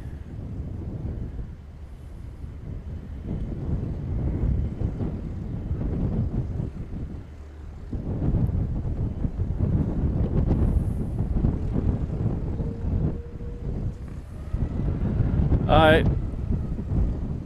Take care, Keith. Hopefully everything goes okay, and we'll see you back here hopefully on Tuesday. If not, we'll see you on the UK side.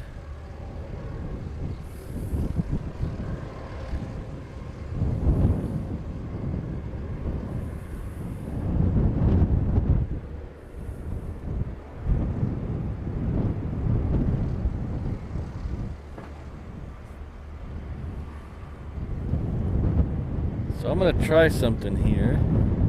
I know I just said we have a members only stream coming up this Thursday, so I'd like to see if we can get as many people into that stream as possible. I know a lot of people either don't want to or can't pay for a channel membership, and I do get that. That's why when we created the members only stream, we didn't take one of the regular streams away. We just added the third stream, so that way the people who come and who support me but can't afford a membership or don't want to pay for a membership still get those two free shows a week. We're just adding the third show to give a little thanks to the members who really keep this thing moving along. But that being said, I'd like to get some of you into that stream as well. So I'm going to go ahead and I'm going to give away 5 memberships to my channel right now. They're 321 level memberships. It is a random process, so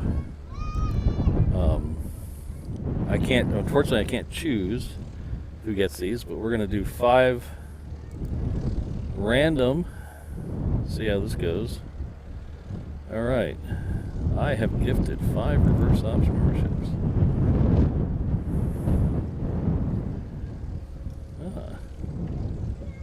So, Sue, Finnair, Fritz, Risk, and Gabriel, you are now channel members for the next month. So hopefully, you 5 can join us on Thursday morning for our members only stream.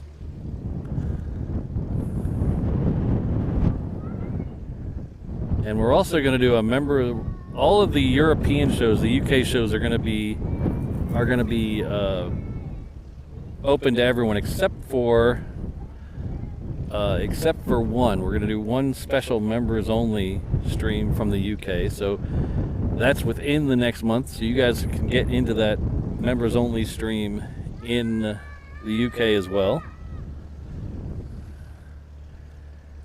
That should be on Thursday the 10th. I don't have a time for that yet, but we'll publish that soon. So thanks everyone. Thanks for being here. Thanks for putting up with my foolishness. And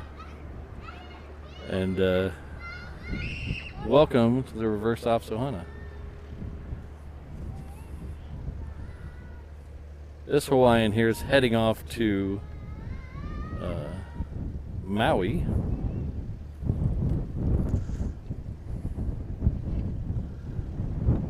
we got another one. All right. And we got 200 likes. Wow, this is a good couple minutes here.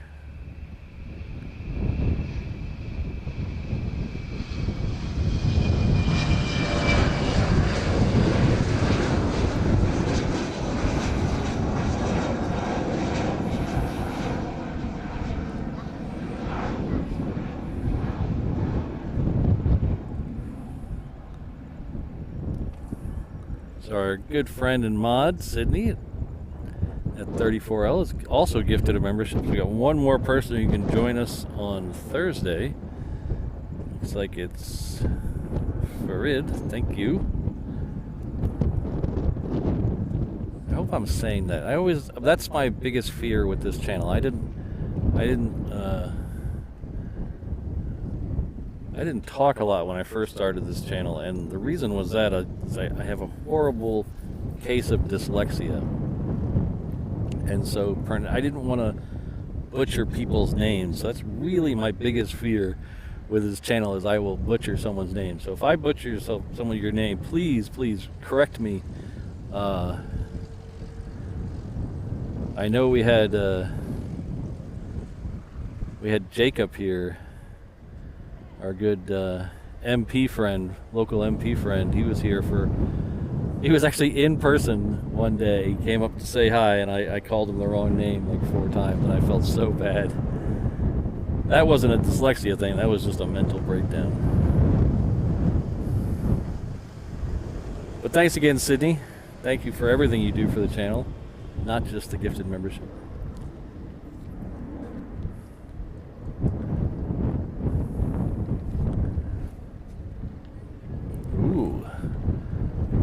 Yuck.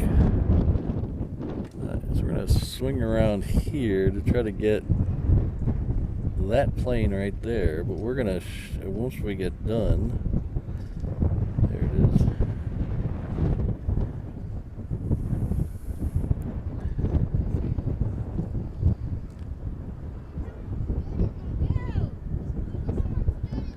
So just by the way this is turning, I'm going to say this one's heading off to Lehue.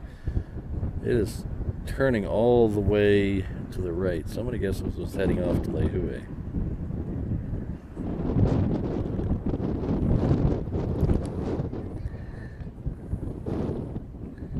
Thanks again, Ringoberto. Thanks for everything you do for the channel. I really appreciate it. Ringoberto is a big supporter of the channel. Buys a lot of merch. Thank you very much for that. Really appreciate you buying the merch. Okay, so we have that is a wall of rain. Hopefully that's staying right where it is.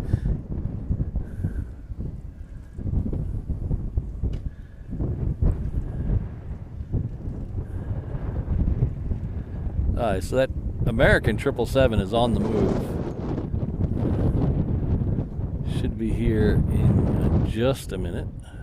It is currently, looks like it's on Alpha now, but it's about to make a left turn on Juliet. Juliet is the westernmost taxiway that runs all the way from Alpha to Romeo. It might be Romeo, Alpha or Romeo? I mean Alpha or Bravo up there. I always forget. And then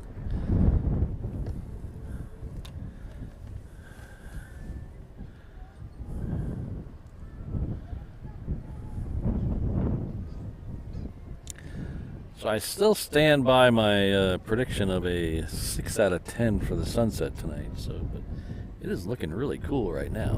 I hope you're getting that in the. At least this cloud is really looking neat.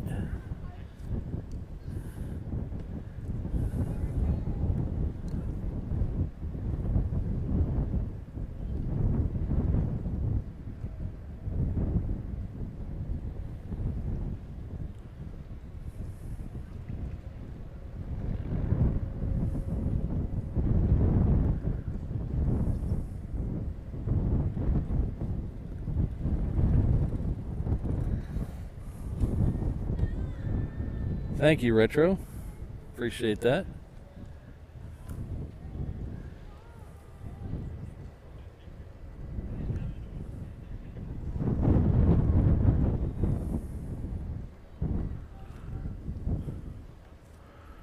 So we're gonna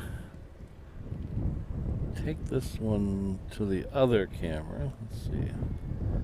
Take this one to the other camera. I think it's four. Take that over there. And then we're gonna go. So I can go zoom in on that 777 that we're supposed to have here in just a second.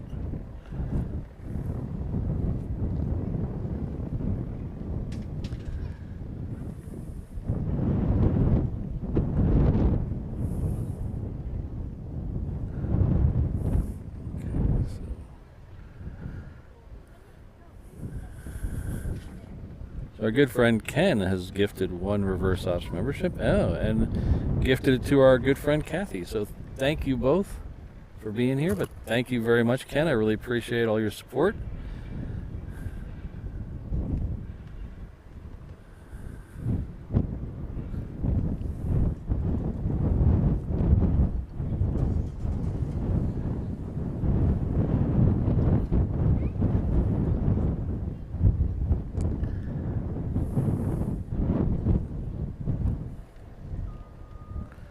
There's that American that we were talking about a second ago. This will be a good one. I like these. We had a good discussion yesterday about liveries. I hope you all were here for that. Late in the show, we had a really good discussion about favorite liveries and favorite old liveries and new liveries, and we bashed the Condor livery for a little while. It was a good time. We had good times. Good times were had. But this is definitely one of my favorites right here. This American on the 777. Anything on the big Americans looks really good, I think. You guys might know that I'm a. Oh.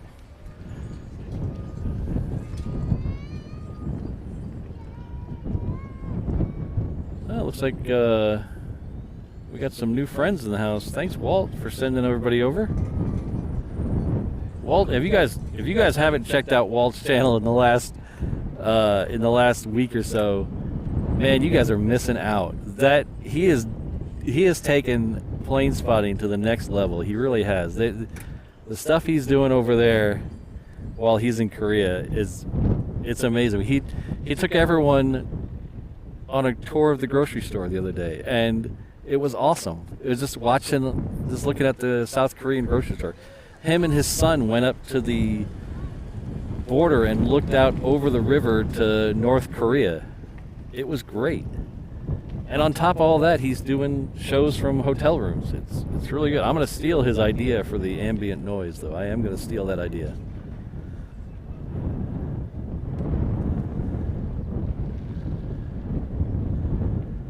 I steal a lot from Walt. Walt is my, he may not know it, but Walt is my mentor.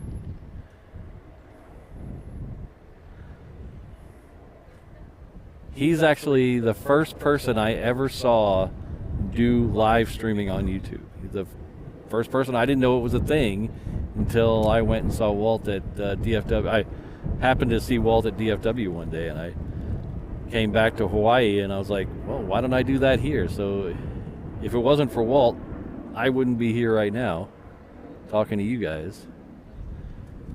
And I think I've stole half his mods too. I think I have 3 of his mods are also my mods, so I'm taking a little bit of everything from Walt. I hope he understands. It's purely out of love and respect.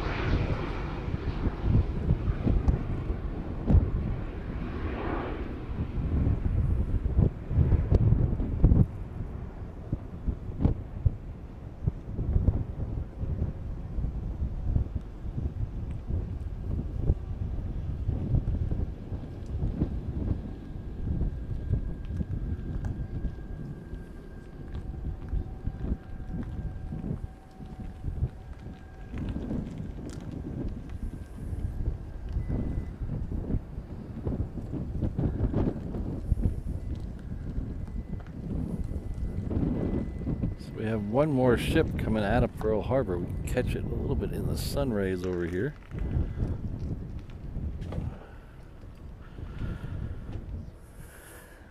I'd like to send a thank you to Sue. She's gifted 1 Reverse Ops membership.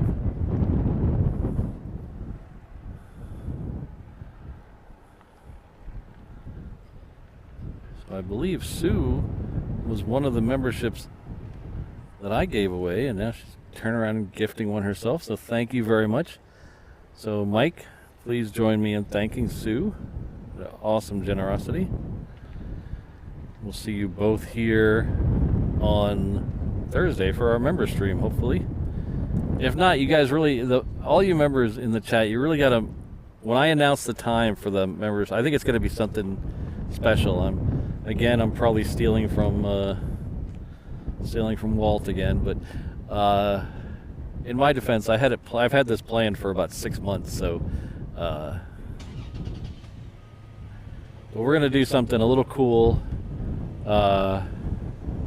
Hopefully the winds are in our favor. So if you the approach pattern to Heathrow takes you right over London. So that's all I'm going to say about that. But hopefully the winds are in our favor, and we get to see some cool stuff and some other cool stuff. So that's all I'll say. That's all the hints.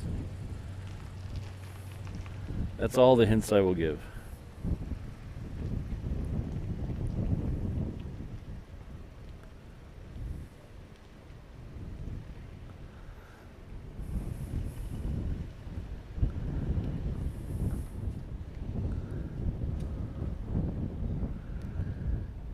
So we have a United 757 that is on kind of short final for 8 left, so we'll flip over and get this.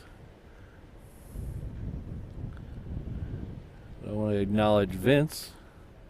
Vince S. has been here for 6 months at the 717.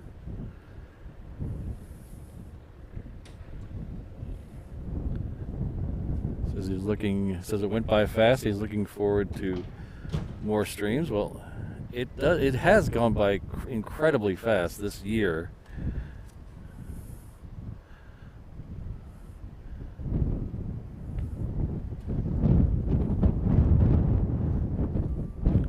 But thank you for being around. Thank you for being a member, Vince. It's always good to have you here.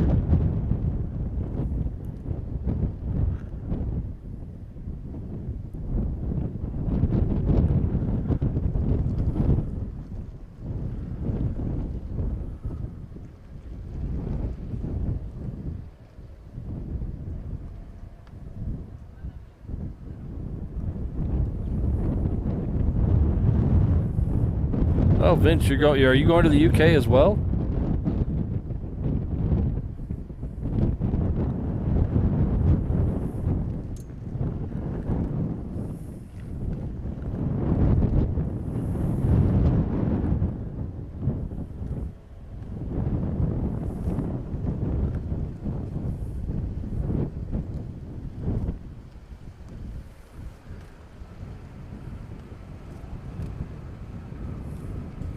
Pull back out a little bit. This sunset is, I might have to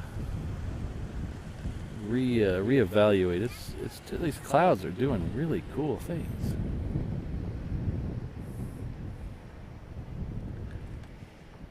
So, did I? Okay.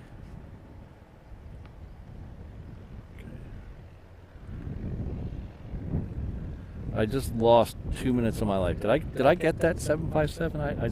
I completely just lost the last 2 minutes of my life. I was thinking about Cocoa Puffs and having chantilly all over my fingertips.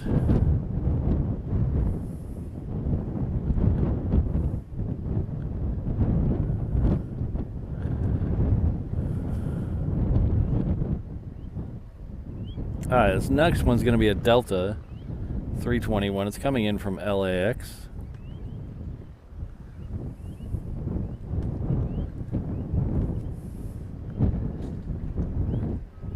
Out there somewhere. To the left. Ah, there's the light. Okay, I lost the light. Where'd the light go? There it is, I think. There it is.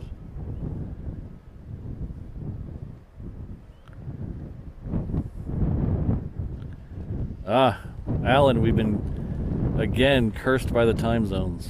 Well, I'm going to wish you a happy 8th month today, and then hopefully on Tuesday you can come back and we'll do it with the thing on the screen.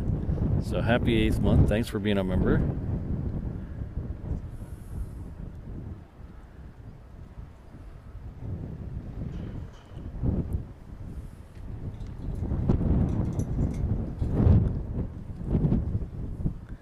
If you've ever eaten a Lily Hot Bakery Cocoa Puff, you'll understand why I was out of it for a minute. I think Vince will understand.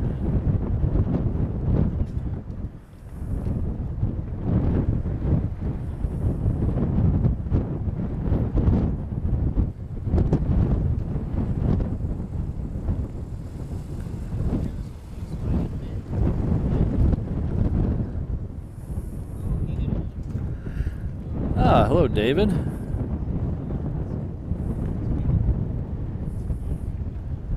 Thank you very much. David Zeising has joined us as a nightcap. Thank you very much, David. Say hello to your wife for me.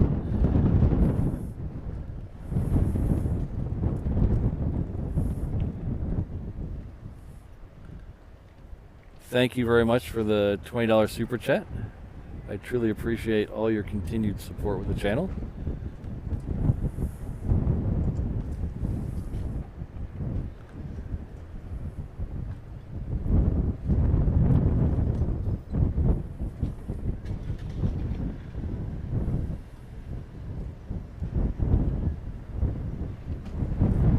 So this will be unusual for today. We haven't had too many of these. This is landing on the crossing runway, 4 right. Too many of these today. Or sorry, 4 left.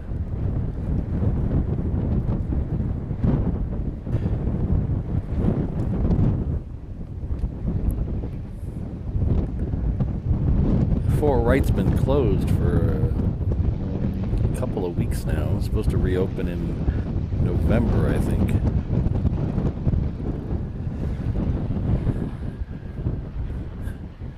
The temperature, let's see what the temperature is at here now. The temperature has dropped a ton in the last 80, it still says it's 84, there's no way it's 84 degrees right now. The temperature has dropped probably 12 degrees since I've been standing here, maybe even more. It is now actually getting really cool out here, which is nice. That's one of the things I love most about these sunset streams. Usually in the morning streams, it's cool when I get there, and then by the time the stream's over, it's just I'm getting beaten down by the sun, and it's super hot, and I'm just ready to call it a day. With these sunset streams, I get here and it's hot and I'm sweating and the sun's beating down on me, and then by the time it gets to the end, it's nice and cool. It's pleasant. It makes it easy to pack up because I'm not sweating. So thanks again, David. Have a good night. Hopefully we'll see you on Tuesday morning. If not, make sure you pencil down the membership stream for London. I'm really trying not to oversell it, but I want as many members as there as possible. I think it's going to be a fun thing.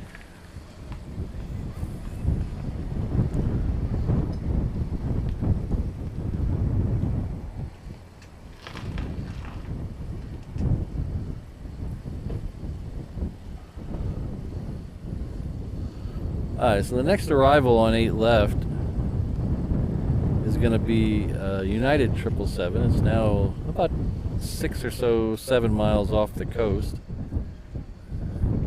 So it'll be here in just a minute. We are about a little less than 15 minutes from actual sunset, and it looks like we're going to have a neat one because it looks like below this really thick layer of clouds, there's a low empty spot. And apparently, I turn around and everybody's pointing their camera the other direction, so there must be a rainbow behind me. If there's a rainbow, let's see if we can get this rainbow. Oh, yes, there it is.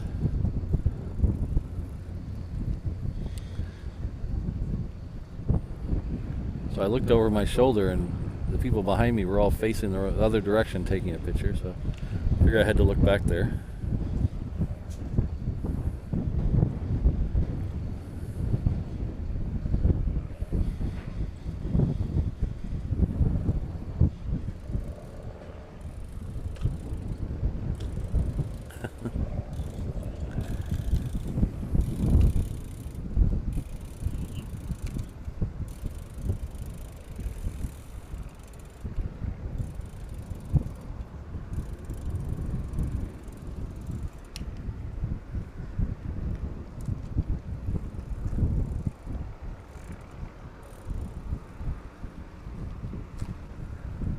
We've had a couple of good rainbows in the streams the last day or two.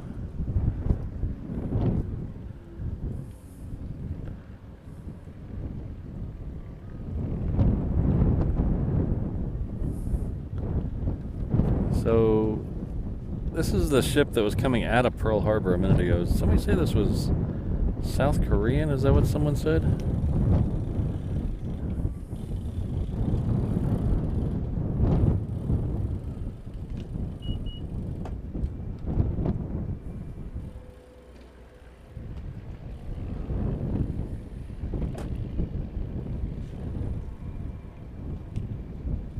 Holy cow, Sue. I don't miss those kind of temperatures.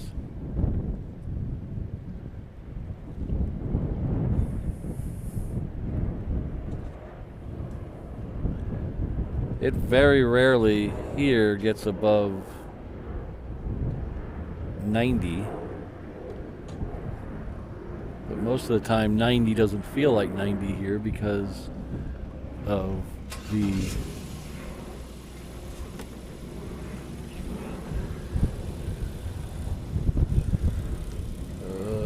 is it? Oh, there it is. I thought I had it. Alright, I am just gonna zoom in and hope. Ah, there it is.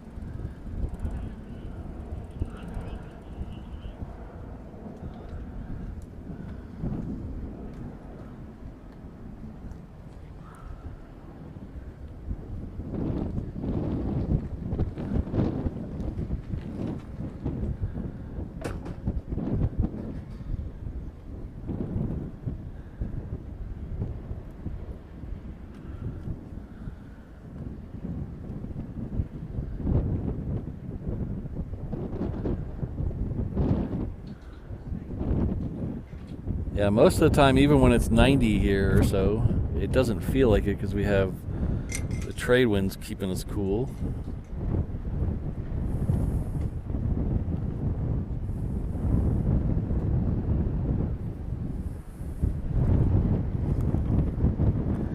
Hello, Brandon. Good to see you.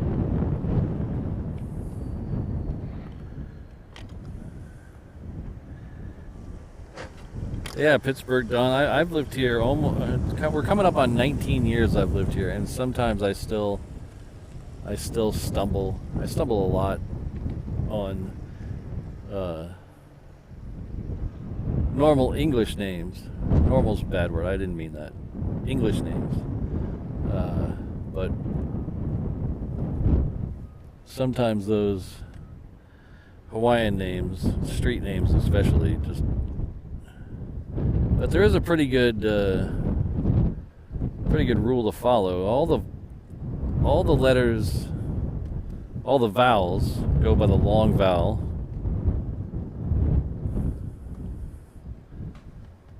So that's an easy way to make sure you're getting at least the vowels correct. All the vowels are the long vowel sounds.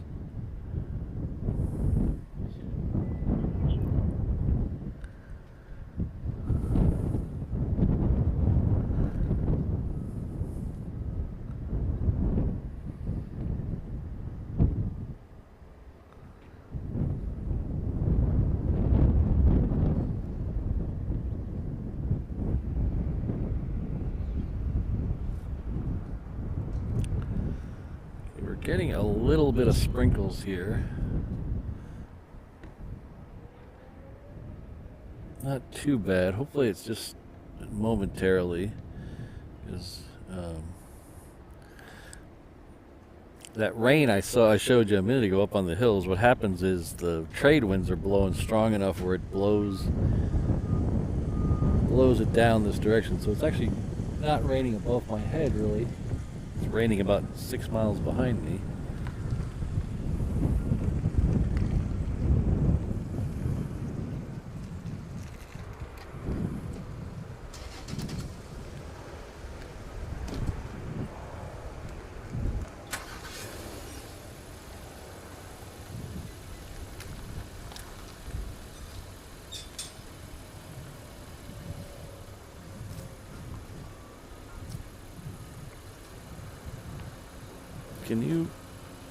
Can you roll up this side window? Thank you.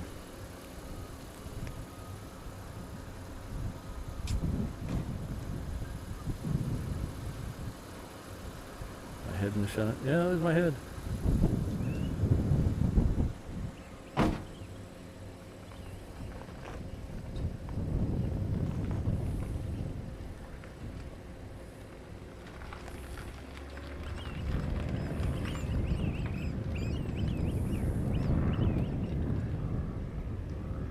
Those towers off to the left of the screen here, those are over in Campbell Industrial Area down in Barbers Point.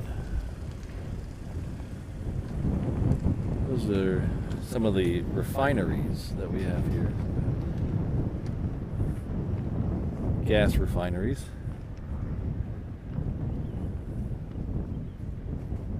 When they built them, they stuck them as far as they could away from Honolulu, and now it's starting to get very developed over there. So,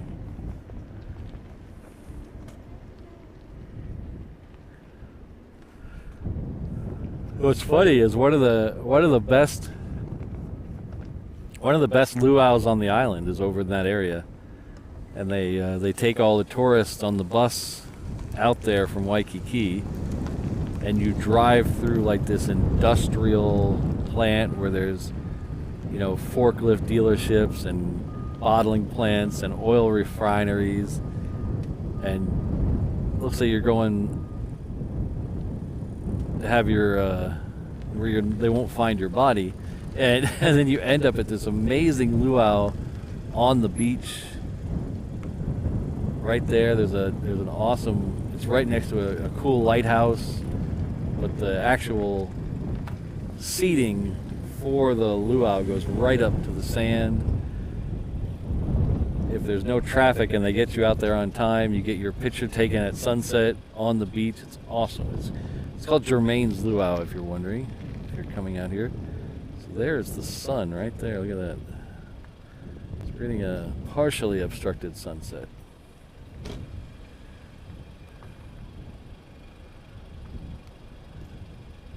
So we have a Delta 321 that's passing just south of us. It's going to be arriving in just a few minutes.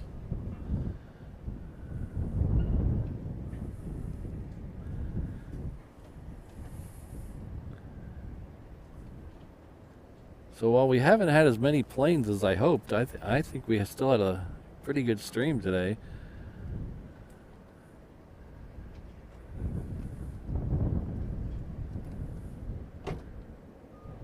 The sunset's turning in not too bad.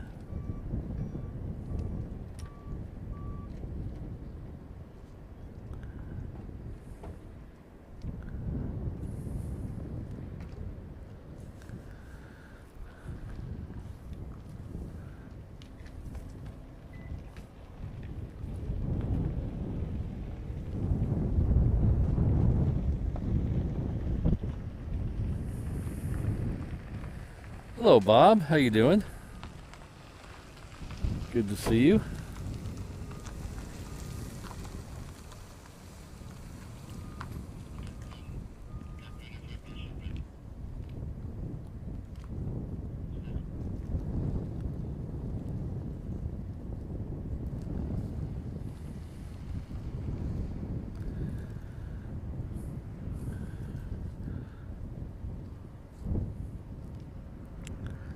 So even though we aren't getting a lot of activity right now, plane-wise, I'm going to keep going on the stream till probably 7 o'clock local time.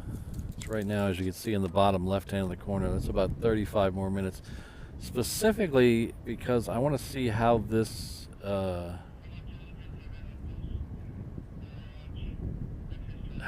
camera that I'm borrowing, this temporary camera, holds up when it gets darker. So we're gonna hang out for a little bit, see how it goes.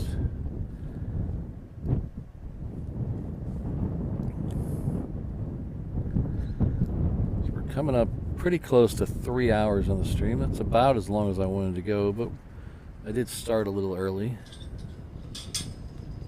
But I really want to see how this camera, so far, this is the first stream I've used it on. So far, pretty happy with it.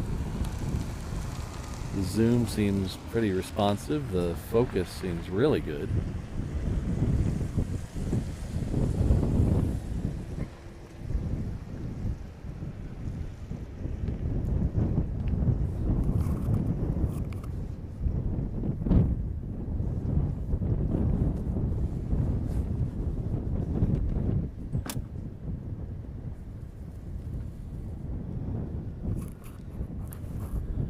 Brandon, we're probably just going to do fast food tonight. That's the problem. The truck I'm in has many benefits. I'm not on a ladder. All my stuff stays in the truck. I don't have to keep moving it in and out of my car.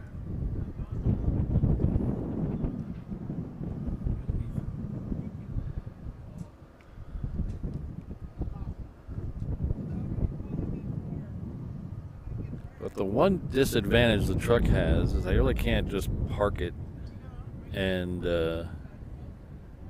go into a restaurant or go into a store, because there's a lot of stuff that's in the back of the truck that, while it is secured down, it wouldn't take much for it to just walk away. So pretty much I'd go from here. I can go through a drive-through or go into a fast food place that I can look out the window at the truck. So probably end up being fast food tonight.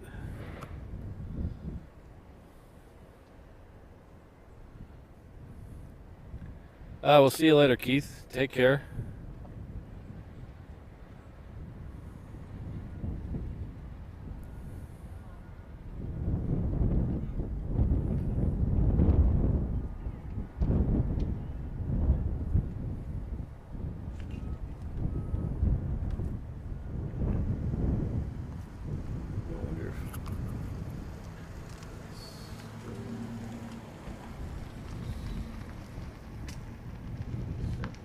That camera got dark. Holy cow.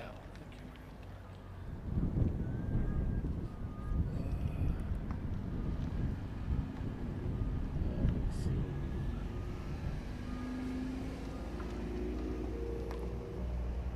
Let's try back to this camera. That camera was much better. Trying to find So the next plane coming in on the other runway is that Delta coming in from Seattle. I was tempted to have Pop-Tarts for lunch, but Mrs. Reverse Ops talked me out of that.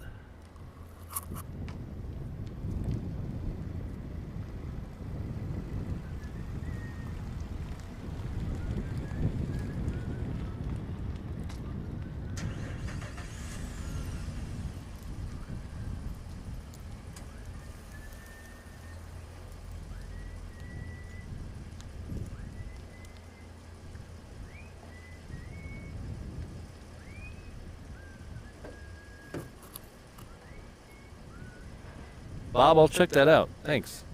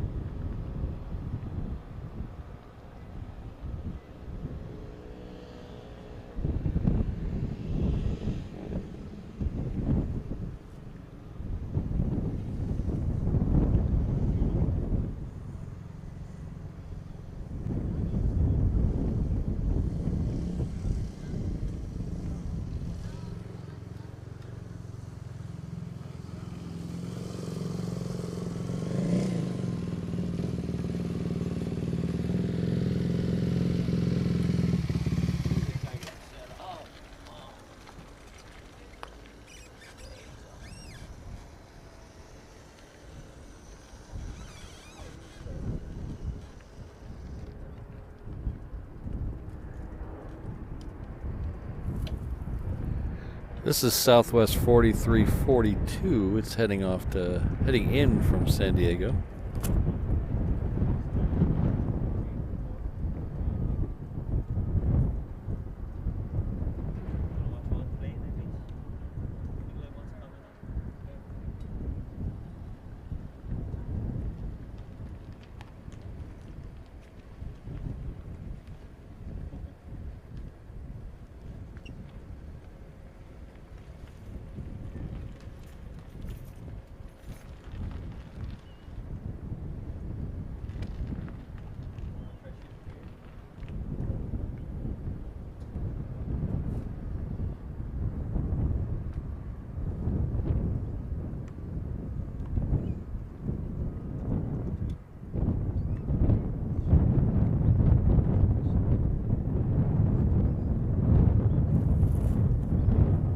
This one's Alaska 853. It's coming in from Seattle.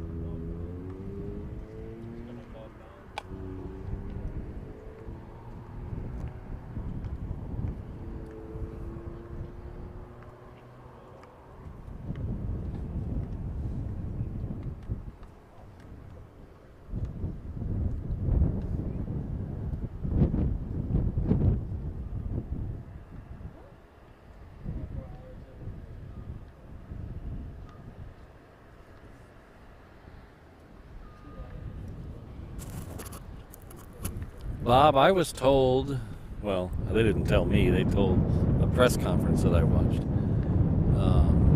that they were going to keep the livery on both Alaska and Hawaiian the same. It's going to be operate as two entities under a parent company.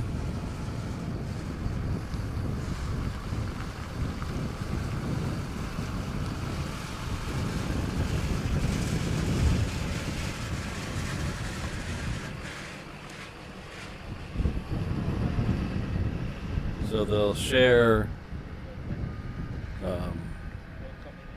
some aspects of the thing.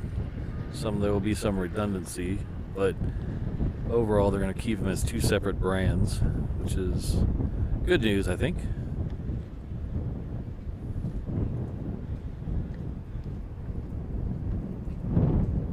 Yeah, O'Malley, this is the second loaner. This is a different Sony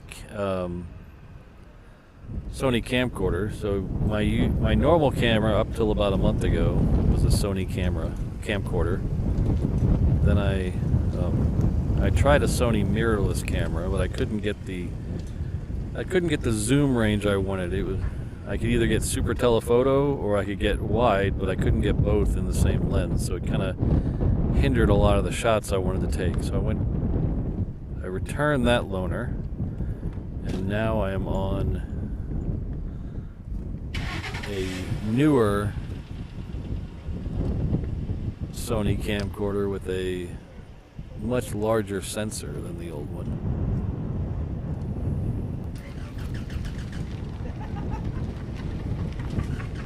But since it's much newer, it has better autofocus. It has the new AI autofocus from the newer Sony cameras. It has a 1-inch sensor, so it's for a camcorder, it's a fairly large sensor.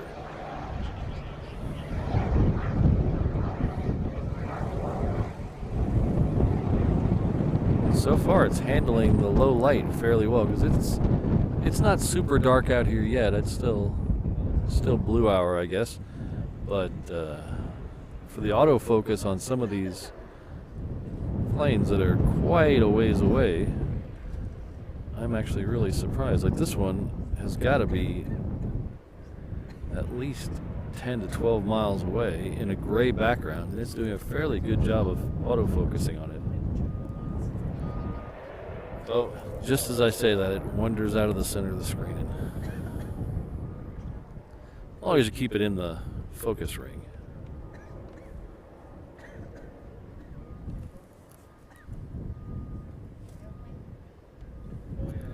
This is Southwest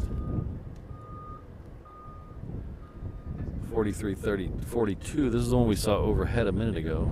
It's coming in from San Diego. The Alaska we saw overhead is coming in behind it.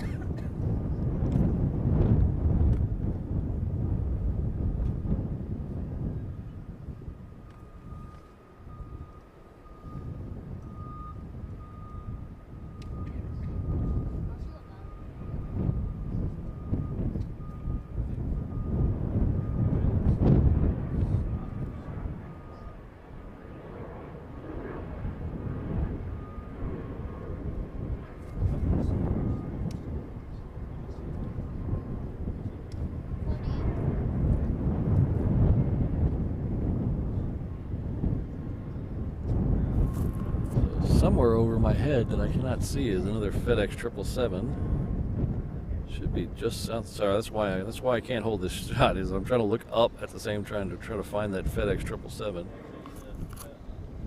Ah, there it is. Let's take the FedEx 777.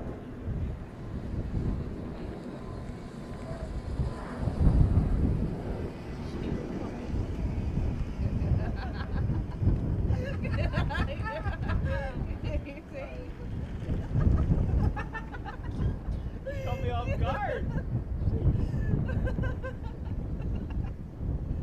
I like this one. Mom thought it wasn't recording. She thought it was a mirror, but like Sorry I didn't see your message earlier, Chris. You're welcome. Thank you for being here.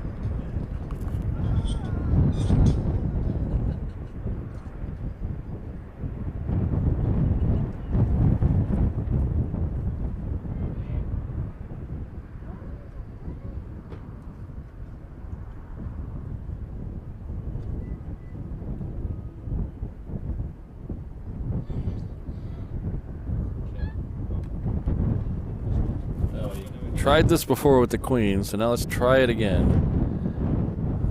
Everybody think positive, and so we can get that FedEx 777 on 8 right.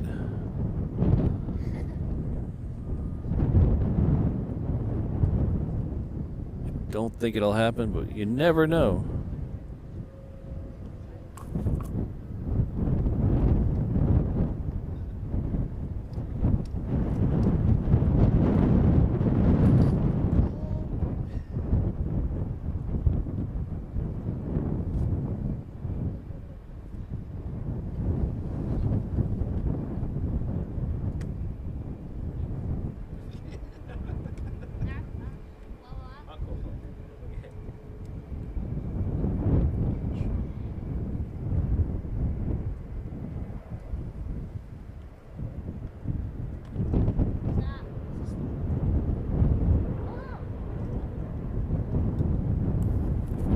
All right, take care, Pittsburgh Dawn. Give Walt our best.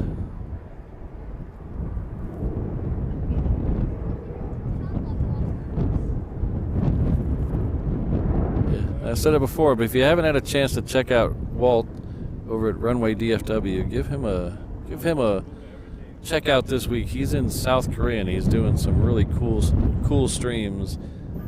Some aviation related, some not aviation related, but they're really cool.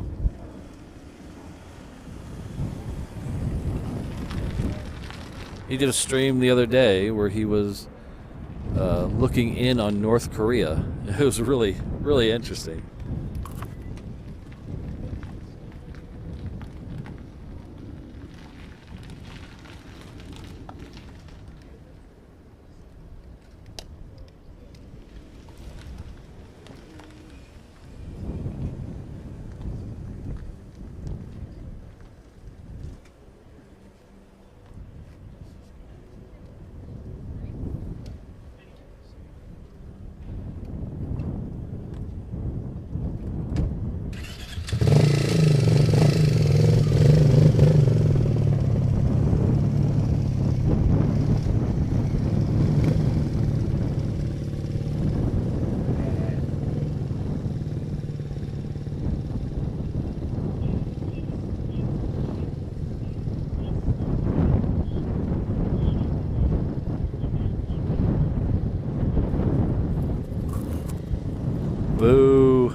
hiss.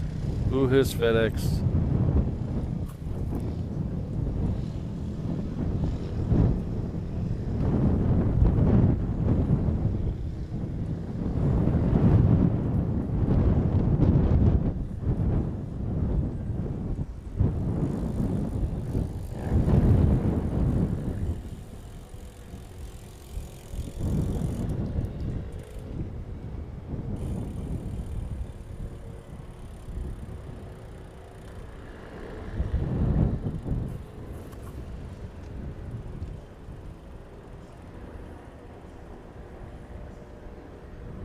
Hello, RSVP.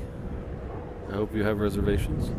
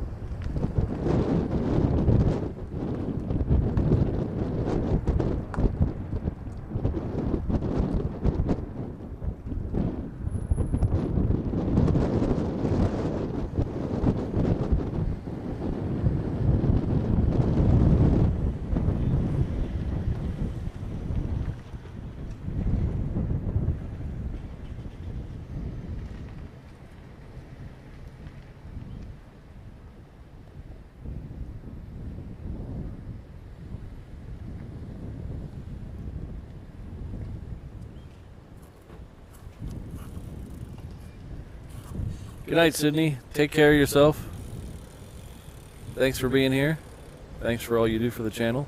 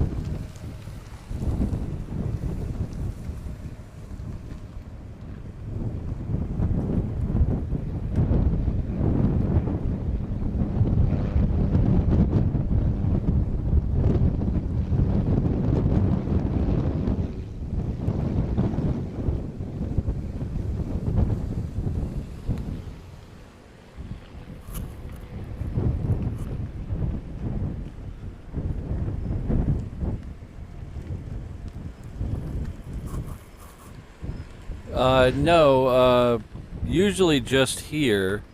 There are a couple of these flights. Like we usually get a UPS 767 that will come from either Maui or Kauai and then come here. I don't think any of the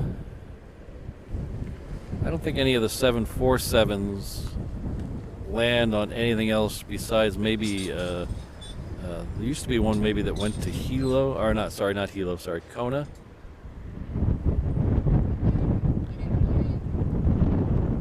But very few. They have, like FedEx even has smaller planes that'll go to some of the smaller islands. They have cargo masters that'll take the FedEx stuff over to Lanai and Molokai.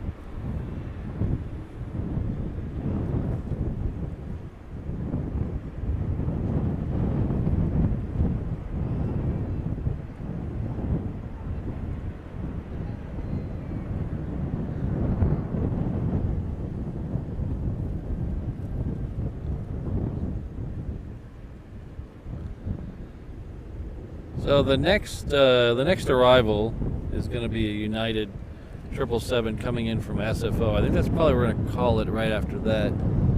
I don't see anything other than maybe one more 777 that is still over a half an hour out. Yeah, it's still 46 minutes out. So that's the biggest. That's the next heavy I see coming in, and.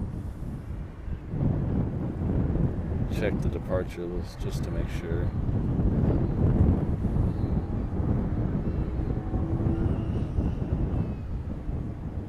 Yeah, there's not another heavy departure until after 8 o'clock. So this next FedEx, or sorry, not FedEx, United 777, we're planning to call it right after that.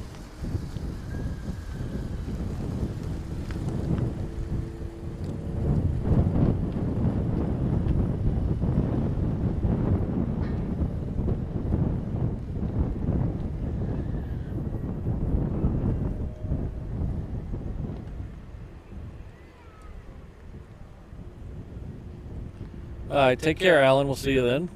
Thanks for showing up. Always good when you're here.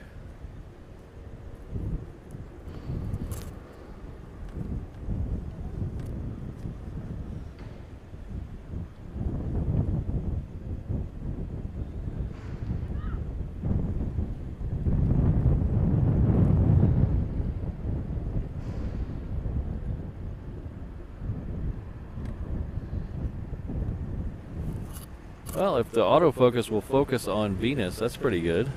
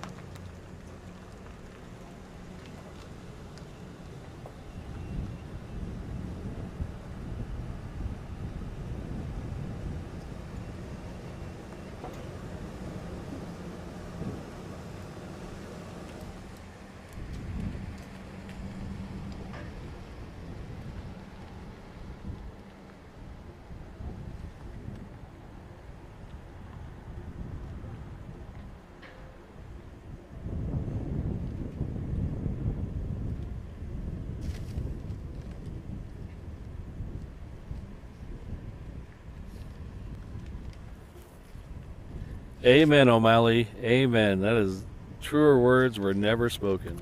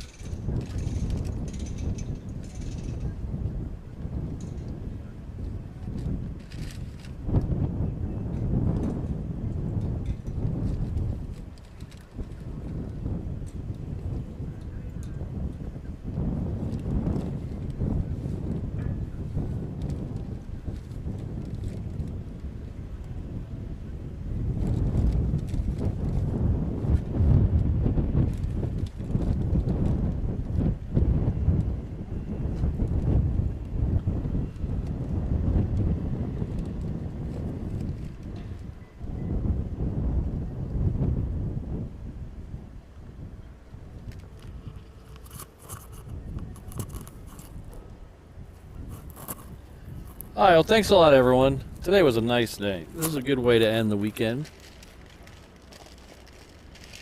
Saw some planes up close, saw some planes far away, saw a fairly decent sunset. Got to hang out with some of my friends. That's good. Good chat.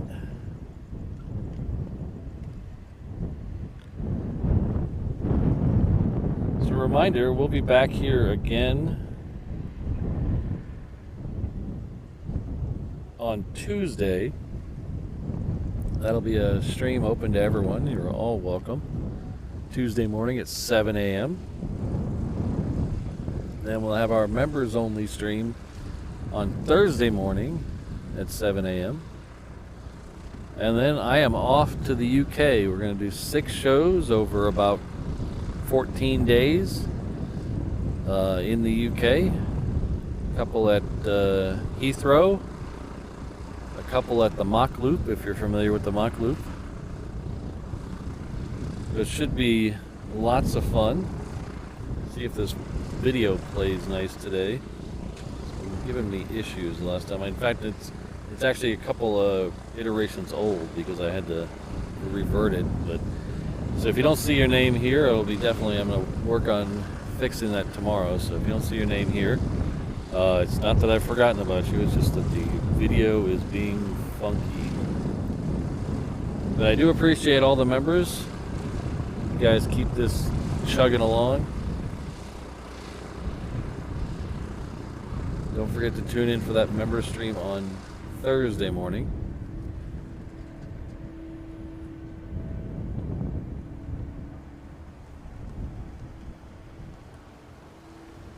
Take that out of there now.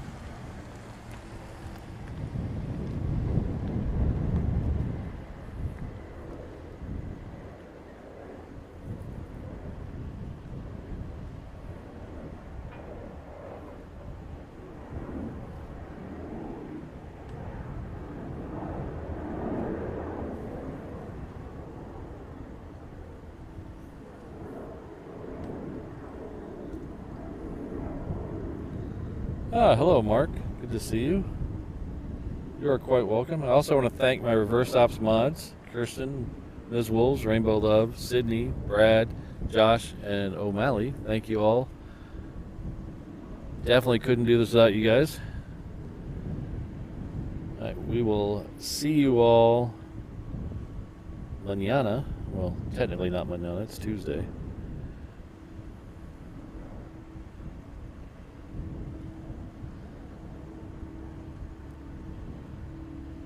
Have a safe and healthy week.